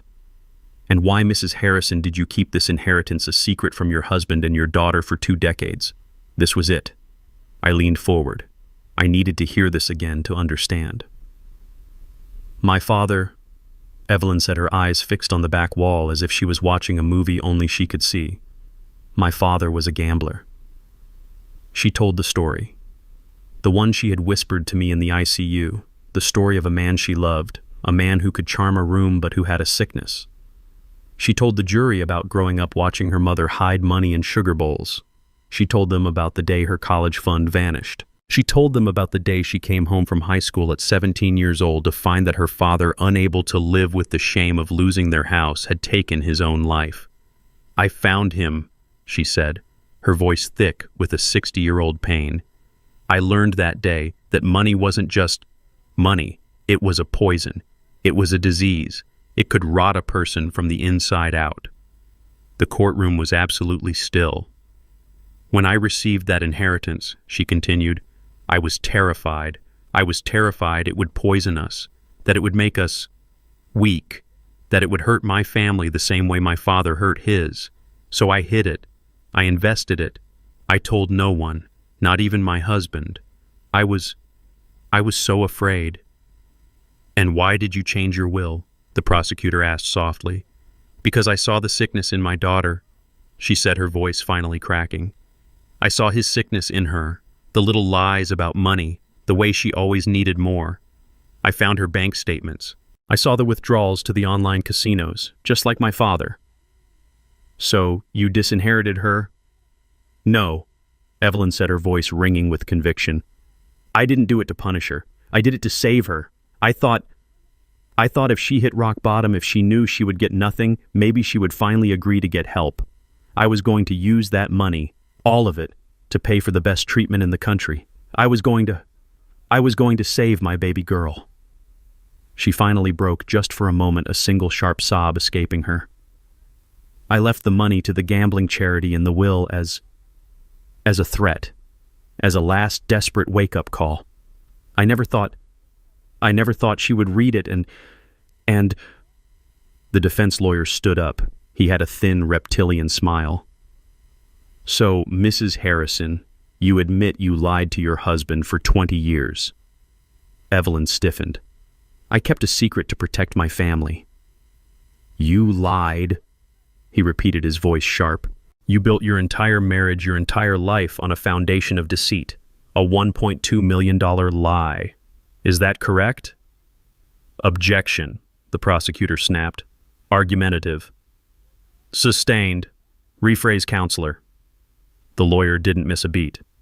"You hid this massive fortune, and then when your daughter, your only child, was clearly in desperate financial trouble, your final desperate move was to threaten her, to cut her off, to give her inheritance to strangers. I was trying to help her get better.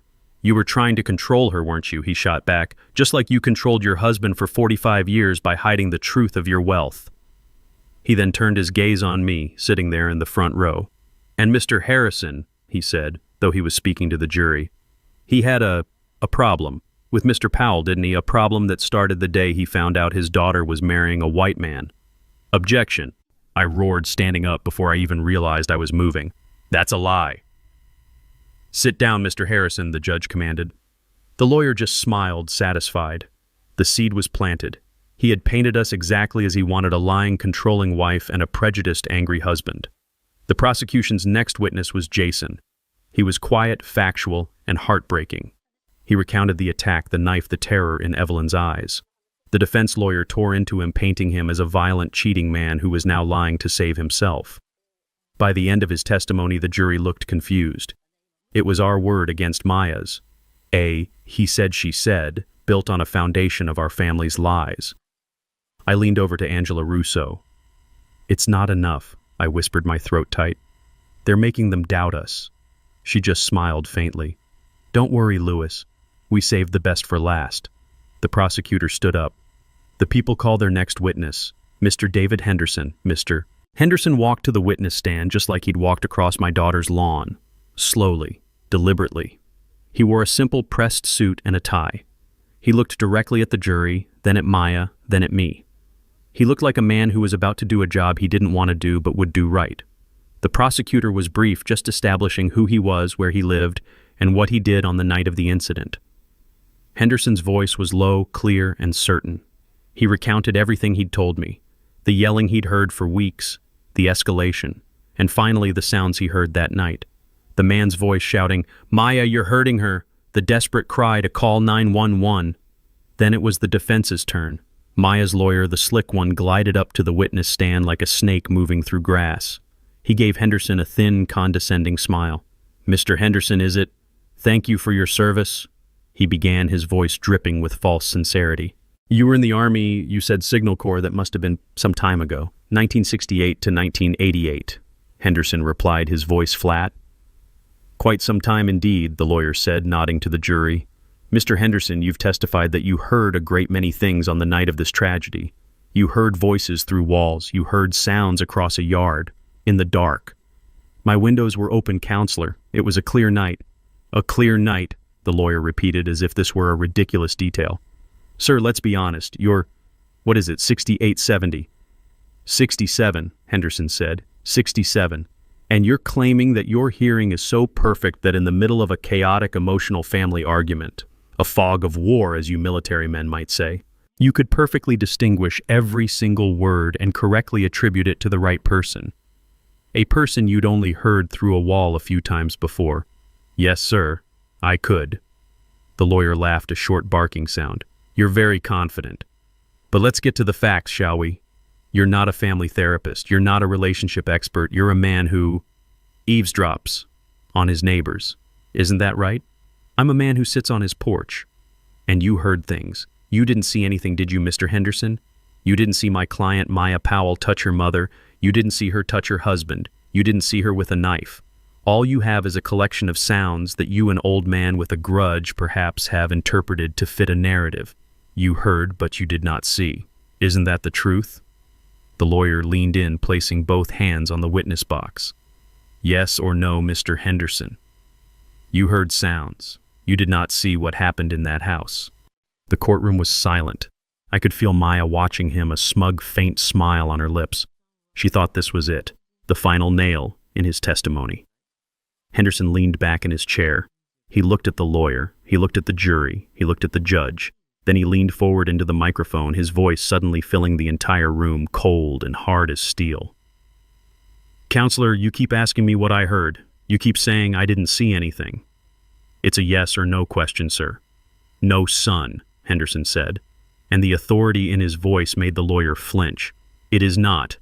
I'm an old soldier, as you keep pointing out. We're taught to observe. We're taught to use every tool at our disposal. We don't just listen. We watch." The lawyer's smile faltered. "What is that supposed to mean?" Henderson looked directly at the jury. "It means to answer your question. It's not just that I heard it. I saw it too." The air was sucked out of the room. I grabbed Evelyn's hand. Maya's lawyer was frozen, his mouth slightly open. He had clearly not expected that. The prosecutor, Angela Russo's partner, stood up smoothly. "Your Honor, redirection." The judge nodded, his own expression now intensely curious. "Proceed." Mr. Henderson, the prosecutor said, his voice calm.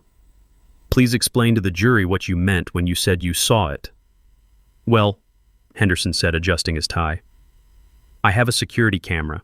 It's not a fancy system, just a simple motion-activated camera. I mounted it myself on the corner of my porch. It's aimed at my driveway, you see, to watch my truck. The defense lawyer suddenly came to life. Objection, Your Honor, this is a complete ambush. This was not disclosed. This is a blatant violation. The prosecutor didn't even turn around. Your Honor, he said, holding up a piece of paper, I'd like to direct the defense's attention to the evidence log they received 4 months ago. Item 34B, digital media provided by D. Henderson Neighboring Property. The defense had every opportunity to review this evidence. It is not the prosecution's fault that they, like Mr. Harrison, assumed what was on it. They never even looked at it. The judge's eyes were narrow. Objection overruled, Counselor. You may have just learned a valuable lesson about doing your homework. Please continue, Mr. Henderson. A faint, tight smile played on Henderson's lips. Thank you, Your Honor. As I was saying, my camera is aimed at my driveway, but the thing about your daughter's house, Mr. Harrison, he said, turning to me for a second, is that big curved bay window, the one that sticks out from the living room. I nodded, my heart starting to pound. During the day, it just reflects the sky, Henderson continued. But at night, when it's dark outside, and the lights are on inside that house, well, that big curved piece of glass, it becomes a mirror, a giant distorted fisheye mirror, and my camera is pointed right at it. Your Honor, the prosecutor said, his voice ringing with triumph, the state would like to play for the court Exhibit 34B. The judge nodded. So ordered. The defense lawyer was sputtering, but it was too late. The large monitors in the courtroom, the ones that had been dark, flickered to life. The image was grainy. It was black and white from the infrared. The timestamp in the corner was clear. The angle was from the side. You could see Henderson's driveway clearly, but there in the center of the frame was a dark, curved, reflected image, the inside of my daughter's living room. It was silent. It was warped like looking through a fishbowl, but it was clear. My heart stopped. I could see them. I could see Evelyn standing her hands up. I could see Jason, his back to the window, and I could see Maya. This is the truth, I whispered, and Evelyn squeezed my hand so hard her knuckles turned white. The monitors in the courtroom flickered on. A low murmur rippled through the gallery. I gripped Evelyn's hand. I could feel the tremor in her fingers, or maybe it was mine. I couldn't tell. Beside me, Evelyn sat up, her back rigid, her eyes locked on the screen. She was about to watch the worst moment of her life play out again. Maya's lawyer was on his feet, sputtering. Your Honor, it's a reflection. It's distorted. It's prejudicial and proves nothing. The judge's voice was cold. Counselor, you had 4 months to review this evidence. You chose not to. Please sit down.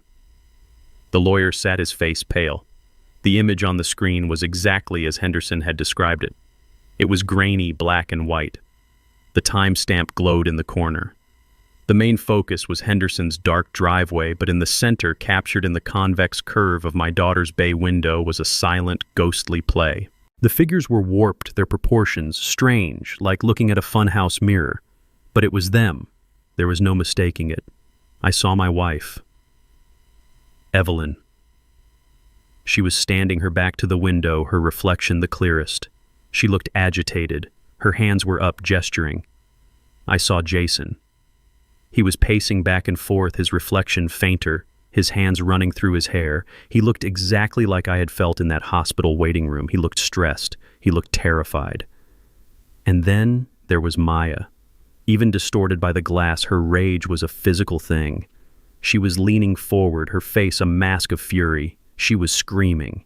I couldn't hear the words, but I could see the venom. I saw her holding a piece of paper. The will. She was waving it in Evelyn's face. My wife was shaking her head, backing away, her reflection getting smaller as she moved toward the stairs. I saw Jason step between them. His reflection was a blur, but I saw his hands go up in a clear gesture of peace. He was trying to de-escalate. He was trying to stop it. I watched Maya's reflection turn on him. She screamed at him. He backed away, shaking his head. Then he turned his back on her, moving toward the wall, toward the telephone.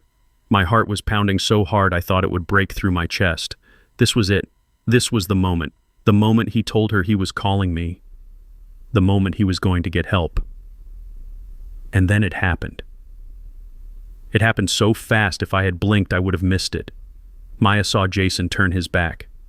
She saw him reaching for the phone. Her body coiled like a snake. And she launched herself. Not at Jason. At her mother. It was not a stumble. It was not an accident. It was not a scuffle in the fog of war. It was a push. A violent two-handed shove aimed straight at Evelyn's chest. My wife, my Evelyn, who weighed maybe 120 pounds, she never stood a chance. The video showed her staggering backward, her arms flailing, her reflection disappearing instantly as she went over the first step and vanished from the window's view. I felt Evelyn sob beside me, a sharp, broken sound, but the video didn't stop. The silent movie continued. Jason's reflection spun around his mouth, a wide black O of pure horror. He looked down toward where Evelyn had fallen. He took one step, then another, moving toward the stairs, disappearing from the reflection. He was gone for a second. Then he was back, his face frantic. He ran back to the phone. He was trying to call 911. He was trying to save her, just like he said. But Maya's reflection moved with a terrifying speed. She darted out of the window's view toward the kitchen. She was gone for 1 second, 2 seconds. Then she was back. And there was something in her hand. Even in the grainy, warped glass I could see it. Something silver. Something that glinted in the light of the living room lamp. Jason was at the phone. He had it in his hand, pressed to his ear. Maya came at him from his blind side. She raised her hand, the one holding the silver object. She lunged. Jason saw her at the last possible second. He threw his body sideways, raising his arm to block her dropping the phone. The two reflections became a blur, a chaotic, silent, violent tangle of limbs. I saw her hand rise and fall, rise and fall. I saw him fighting her off, pushing her away, his hands coming up to protect his face. The scratches, it was all there. Every lie she had told, every truth he had spoken. It was all right there, reflected in glass for the entire world to see. The prosecutor's voice was the only sound in the room. Stop the video. The screen went black. The silence in that courtroom was absolute. It was heavier than stone. I looked at the jury. A woman in the front row had both hands pressed hard against her mouth, her eyes wide with horror. A man in the back row just shook his head slowly back and forth. I turned my head. I looked at Maya. She was staring at the black screen, her face a waxy chalk white.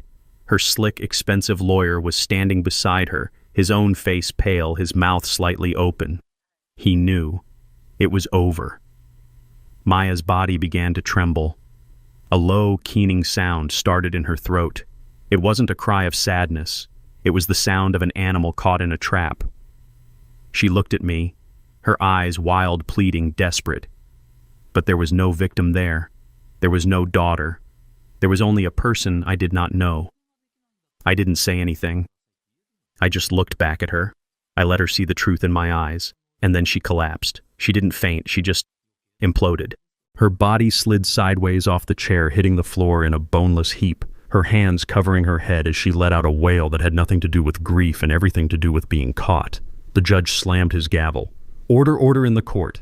But it didn't matter. The case was over. It was 2 days later. The judge didn't waste any time. With the video evidence, the jury had returned a guilty verdict in under an hour. Manslaughter, aggravated assault with a deadly weapon.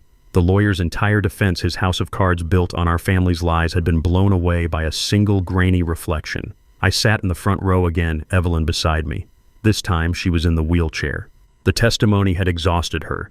Jason sat on my other side. I had insisted. Maya was brought in cuffs. She looked hollow. The fire was gone.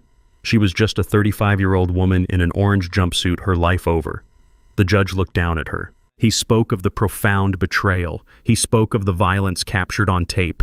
He spoke of the cold, calculated manipulation. He sentenced her to 20 years in a state penitentiary, 15 for the manslaughter, 5 for the assault. I watched her face as the sentence landed. I was waiting for something, a scream, a sob, a final plea. There was nothing. She just closed her eyes. As they led her away, she didn't look at me. She didn't look at Evelyn. She didn't look at anyone. She was already gone. I pushed Evelyn's chair out of the courtroom, Jason walking quietly beside us. We didn't talk. We just moved through the crowd of reporters, a strange, broken trio. That night we were back in Evelyn's hospital room. The doctor said she could come home in a week. Jason had been staying in a hotel. He came by to say goodnight. He stood by the door, awkward, a man with no anchor. "Well," he said, "I guess I'll head out." "Jason, wait," Evelyn said. Her voice was stronger now, clearer. He stopped. "I need to say something," she said, her hands twisting the thin hospital blanket. "I need to apologize to you." Jason frowned. "Apologize, Evelyn, for what you're the one—" "No." She cut him off, her eyes filling with tears. "I did this, not the push, but the secret, the money." She looked at me, then back at him. "My lie, my fear. It put you in that house. It put you in that position. If I had just been honest with my husband, with my daughter from the beginning, if I hadn't been so afraid of that old ghost, my father, none of this would have happened." She was crying now, quiet tears. "You were just trying to help. You were trying to do the right thing, to protect Maya, to protect us.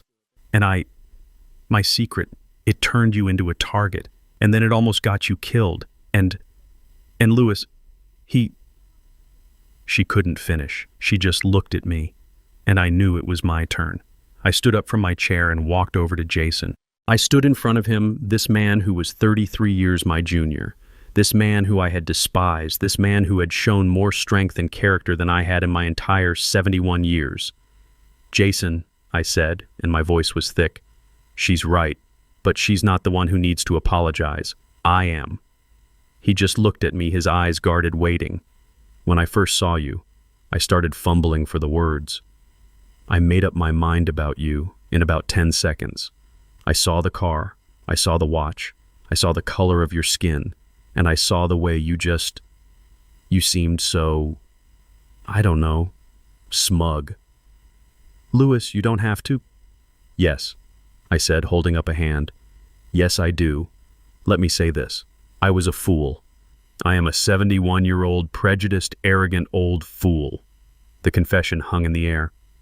"I grew up in a different time.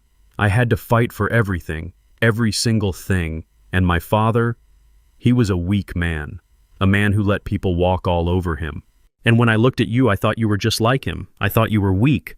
I thought my daughter was marrying a weak, privileged man who would never understand." I took a deep breath, the shame burning in my throat. I was wrong. I was so wrong.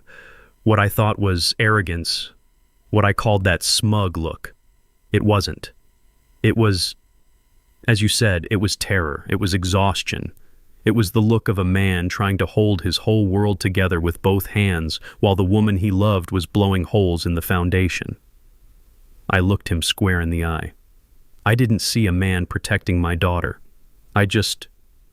I saw a white kid who I didn't think was good enough. And that prejudice, my prejudice, it blinded me. It made me deaf. I heard what Henderson said and I refused to believe him. I saw the scratches on your face, and I used them as proof of your guilt when they were proof of your innocence. I helped her. I helped my daughter frame you. When she pointed her finger, I was the first one to pick up a stone. I am so sorry, Jason, for what I did, for what I thought, for the man I was. Jason stared at me for a long time. I watched a dozen emotions pass over his face. Anger, sadness, exhaustion, and then something like understanding. He just nodded, once, slowly. "I don't know what to do now," he whispered. "She's gone, my wife, my life. It's all just gone. I have nowhere to go." Evelyn was watching us, her hand over her mouth. I looked at Jason. This man who had been through an inferno. This man who had tried to save my wife. This man who had taken the fall for my daughter. "Yes, you do," I said. He looked up at me, confused.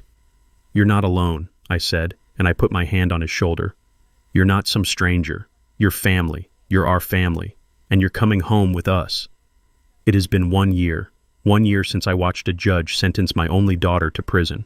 1 year since the foundations of my world cracked, and I had to start rebuilding piece by painful piece. The first thing we did after Evelyn was strong enough to leave the rehabilitation center was sell my daughter's house. I couldn't set foot in it again. I couldn't look at that staircase. I couldn't breathe the air in that living room. Our neighbor, Mr. Henderson, a man I now owed an immeasurable debt, handled everything with our lawyer, Angela Russo. He told me the bank foreclosed on it quickly. The gambling debts were too deep. It was better that way. We let them take it all. The broken furniture, Maya's clothes, the ghosts. We just walked away. Our old house in Atlanta felt wrong too. It was too quiet. Every room was a memory of a little girl who no longer existed. So we sold that too. We cut all the old ties, packed up 45 years of our lives, and decided to start over. We bought a new house. A smaller place, single story with a small yard in a quiet neighborhood north of the city. There are no stairs. That was my one absolute requirement. No more stairs for Evelyn. And it is not just the two of us. Jason lives with us. After the trial, he had nothing. His name had been cleared, but in the process, his life had been demolished. He had no wife. He had no savings. The company he worked for had politely let him go during the investigation. He was just as broken as we were. I remember Evelyn leaning heavily on her new cane, sitting with him in that sterile hospital lobby after the verdict. She just looked at him and said, "Well, son, what do we do now? He lives in the guest room. He helps me in the garden. My back is not what it used to be, and he does the heavy lifting. He plants the tomatoes and the collard greens. He fixes the leaky faucet in the kitchen. He helps Evelyn with her therapy exercises every single morning. He holds her steady as she practices walking without her cane. He sits with her on the back porch and they read. They don't talk much about Maya. They don't have to. It was awkward at first, the three of us shuffling around this new house bound by this terrible unspoken trauma. 3 survivors of a shipwreck washed up on a strange shore, but the silence wasn't the old silence. It wasn't the silence of secrets and anger. It was a healing silence. He's our son. He is more of a son to me than Maya ever was. I watch him. I watch how he anticipates what Evelyn needs before she even asks for it. I watch how he respects her. I watch how he listens. He doesn't just wait for his turn to talk. He listens. I confessed something to him last week. We were in the garage organizing tools. My hands shake now. It's a tremor that started the day Evelyn fell, and it never really went away. I was trying to hang a hammer. He saw me struggling and gently took it from my hand. "You know why I hated you, Jason?" I said. My voice was quiet. He stopped the hammer in his hand. He looked at me, his eyes guarded. "Because I was a white kid from a rich family who you thought wasn't good enough for Maya." That was part of it, I admitted, and the shame still burned. But that wasn't the real reason. I hated you because I thought you were weak. He frowned, confused. Weak? I told him something I had never told anyone, not even Evelyn. I told him about my father. My dad was a good man, a kind man, but he was weak. He was a porter in a hotel his whole life. He let people walk all over him. My mother, his boss, anyone. He just took it. He smiled and bowed his head and said, "Yes, sir," while life stole his dignity. I spent my entire childhood watching him apologize for the space he took up in the world. I swore to God I would never be him. I swore I would be strong. I swore I would build a life he was too scared to build. "When I saw you," I told Jason, my voice thick. "I saw my father. I saw the way you let Maya talk, the way you were so quiet. You never fought back. You just absorbed it. I mistook your silence for weakness. I thought my daughter was marrying a man who would let her and the world walk all over him. I thought you were him, and I despised you for it." Jason just stood there listening, the hammer hanging by his side. "I was wrong," I said. "I was a 71-year-old fool. Your silence. It wasn't weakness, son. It was strength. It was the strength to hold your family together. It was the strength to absorb her sickness so that we wouldn't have to see it. You weren't weak. You were the strongest man in that house. You were the man I wish my father had been." He didn't say anything. He just nodded once, and we went back to organizing the tools, but something had passed between us. The last ghost had finally left the room. We were healing. Evelyn's limp was almost gone. She was baking again. Jason had found a new job at a small local financial firm. We were building a new life, a quiet life. We were safe. And that is when the letter came. It arrived yesterday morning, a plain white business envelope. I almost threw it out with the junk mail. But the return address wasn't from a business. It was from the Georgia State Correctional Facility for Women. My hands started to shake again. That tremor. Evelyn saw it from the kitchen. "Louis, what is it? What's wrong?" I couldn't speak. I just held up the envelope. The color drained from her face. Jason walked in from the hallway, saw the letter in my hand, saw our faces. The new, fragile piece of our home instantly evaporated. "It's from her," Jason said. It wasn't a question. I stood there in the entryway, the letter feeling like it was burning a hole in my hand. Part of me, a dark, angry part, wanted to throw it straight into the fireplace. Just burn it. Burn her. Get her out of our lives. But Evelyn put her small, warm hand on mine. "We have to, Louis," she whispered, her voice trembling. "We have to read it. We have to do this together." I looked at Jason. He just nodded, his jaw set. I slid my finger under the flap. The sound of the paper tearing was too loud in the quiet room. I unfolded the single sheet of ruled notebook paper. It was my daughter's handwriting. Frantic. Angry. I began to read it out loud. My hands were shaking. That tremor. The one that started the day I saw Evelyn at the bottom of the stairs. It was back. I stood there in the bright, cheerful entryway of our new home, the sunlight streaming in, feeling the warmth of Evelyn's hand on mine. But the envelope in my hand felt like a block of ice. It was a plain white business envelope, flimsy, cheap, but the return address printed in stark black letters stole the warmth from the entire room. Georgia State Correctional Facility for Women. Evelyn's grip tightened on my hand. "Louis," she whispered, her voice suddenly frail. Jason, who had been in the kitchen making coffee, went very still. He looked over, saw the envelope, and the mug in his hand trembled. "It's from her," I said. The words came out flat dead.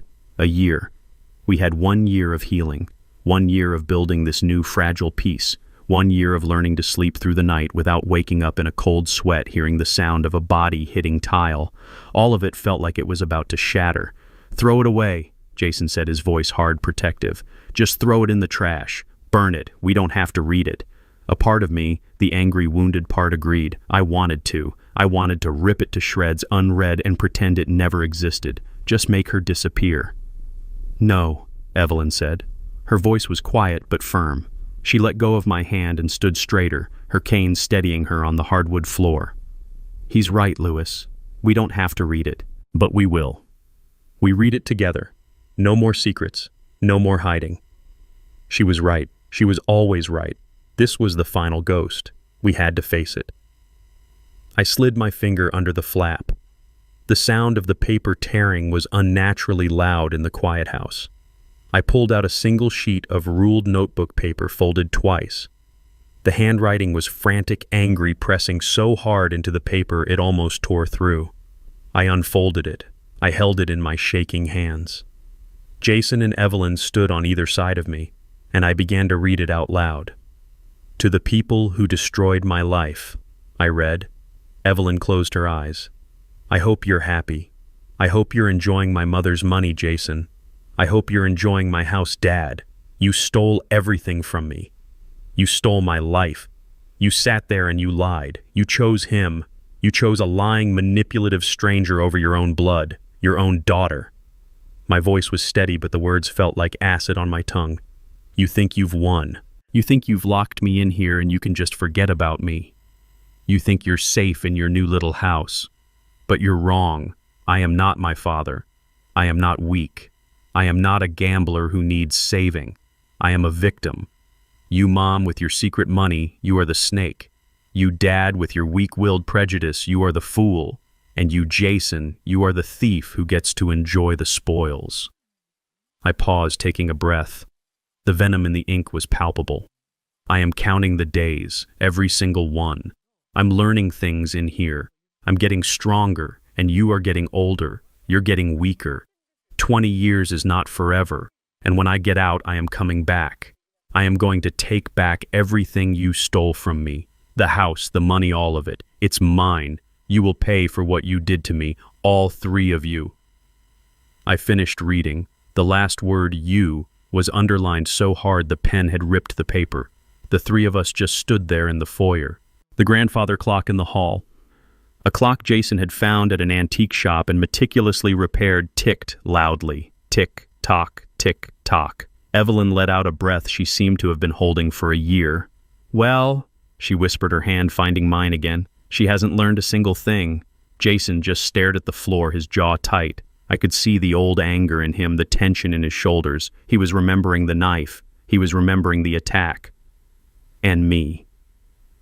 The Lewis Harrison of 1 year ago, the man who walked into that hospital, would have been raging. I would have been shouting. I would have crumpled that paper, screaming about the injustice, the audacity, the disrespect. I would have been terrified of the threat. I would have called Angela Russo. I would have started a new file. I would have prepared for a new war. But I just stood there looking at the angry blue scrawl. And the only thing I felt, the only overwhelming emotion, was a profound and bottomless sadness. It wasn't anger, it wasn't fear, it was just pity. This wasn't a threat from a monster. This was a tantrum, a desperate, pathetic tantrum from a child trapped in a woman's body. A child who had been given every chance, every opportunity for love, every bit of help, and had chosen again and again to blame the entire world for her own choices. She had learned nothing. "She's still blaming us," Jason said, his voice heavy.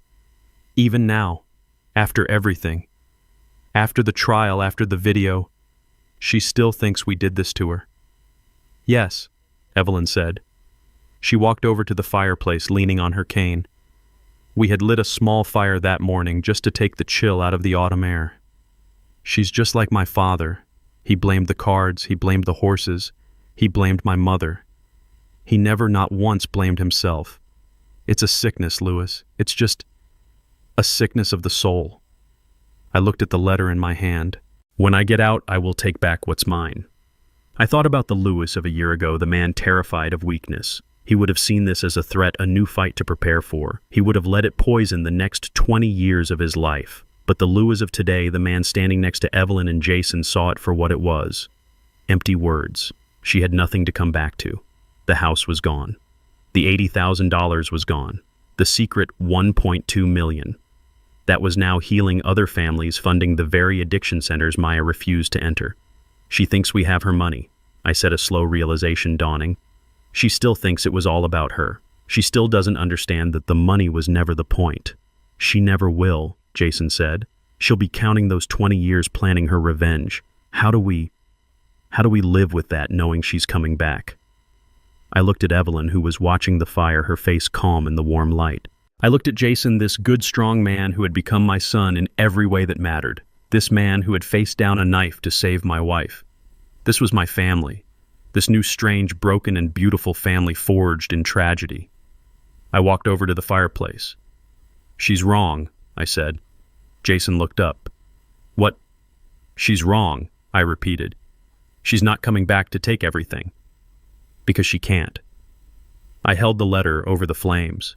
"She can't take this house because we built it together. She can't take our peace because we earned it. And she can't take us because we chose each other. We faced the truth. She is still living in the lie." Evelyn put her hand on my arm.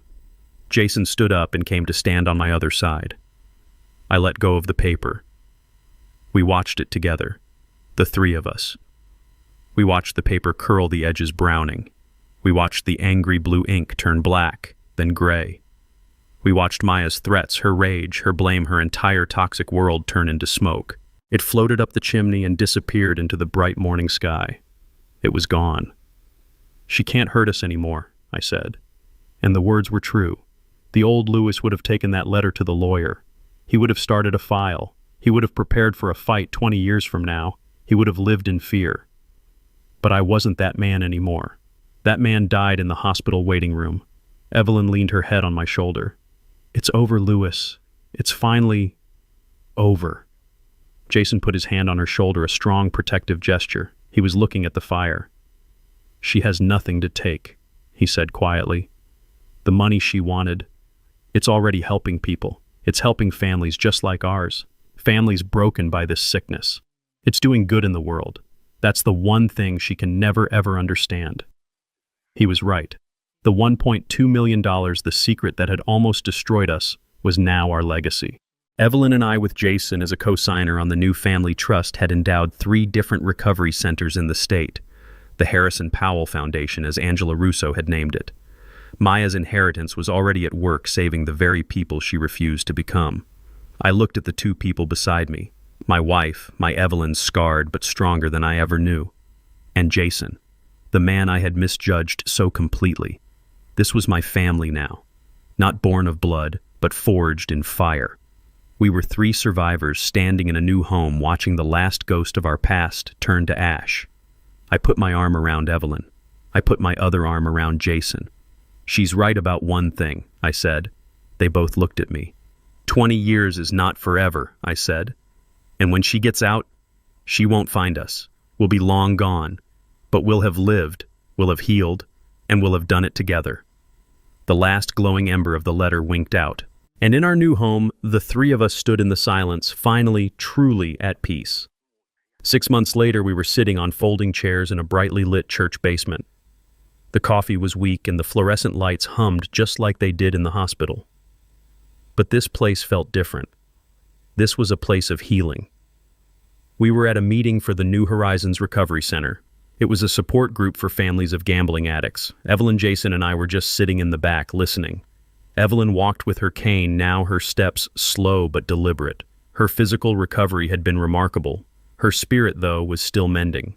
Jason sat beside her, not as a son-in-law, but as a son. He wore a simple sweater and jeans. The tired, haunted look was gone from his eyes. He just looked present. A woman at the front of the room, a counselor named Sarah, stood up. "We have some people to thank tonight," she said, her voice warm. "This program, our family counseling wing, was going to be shut down due to budget cuts 2 months ago." She looked toward the back row right at us.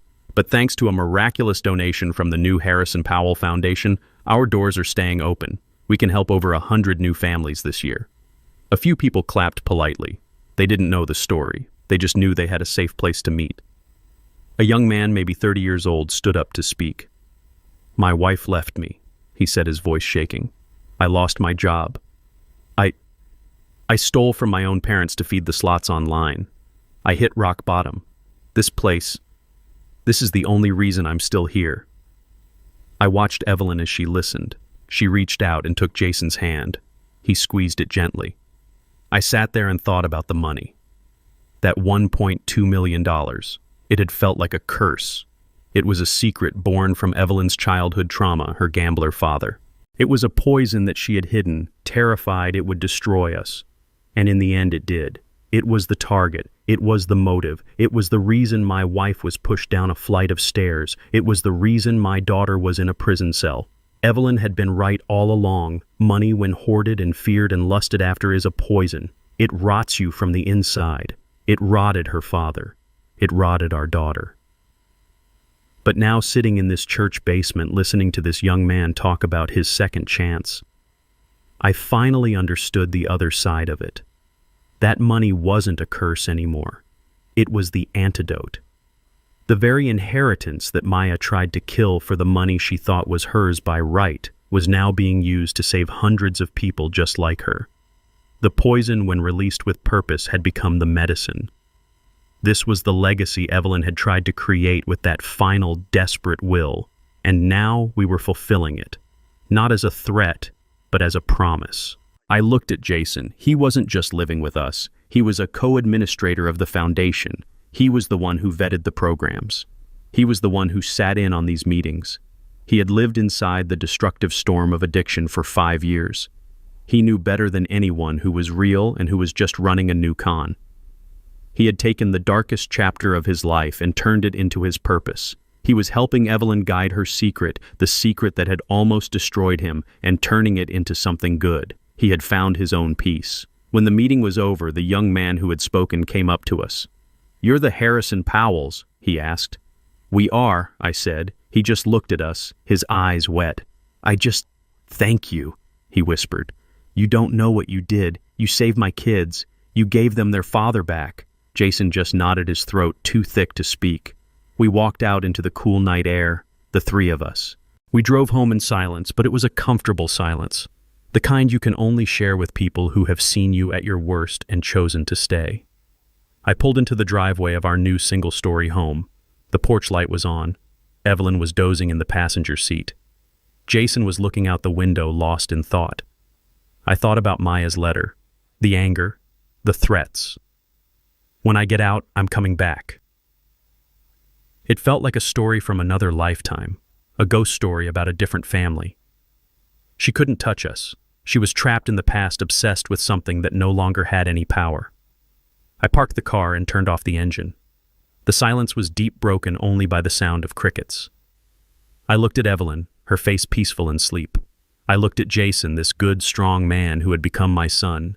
This was my family. This was my home. I didn't feel anger anymore. I didn't feel fear. I didn't even feel that profound, heavy sadness. I just felt quiet. We were home, and we were at last at peace. Here is a powerful lesson we can learn from this story. This story teaches us about the devastating power of secrets and prejudice. Lewis's judgment of Jason based on appearances blinded him to the real threat, while Evelyn's own secret born from past trauma created a target for greed. It shows how addiction and lies can poison a family from within, turning love into betrayal. But most importantly, it reveals that true family is not always defined by blood.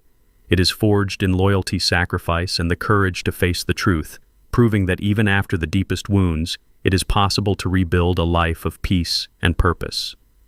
What would you have done if you discovered a secret that changed everything you believed about your family? Let us know your thoughts in the comments and tell us where you are listening from today.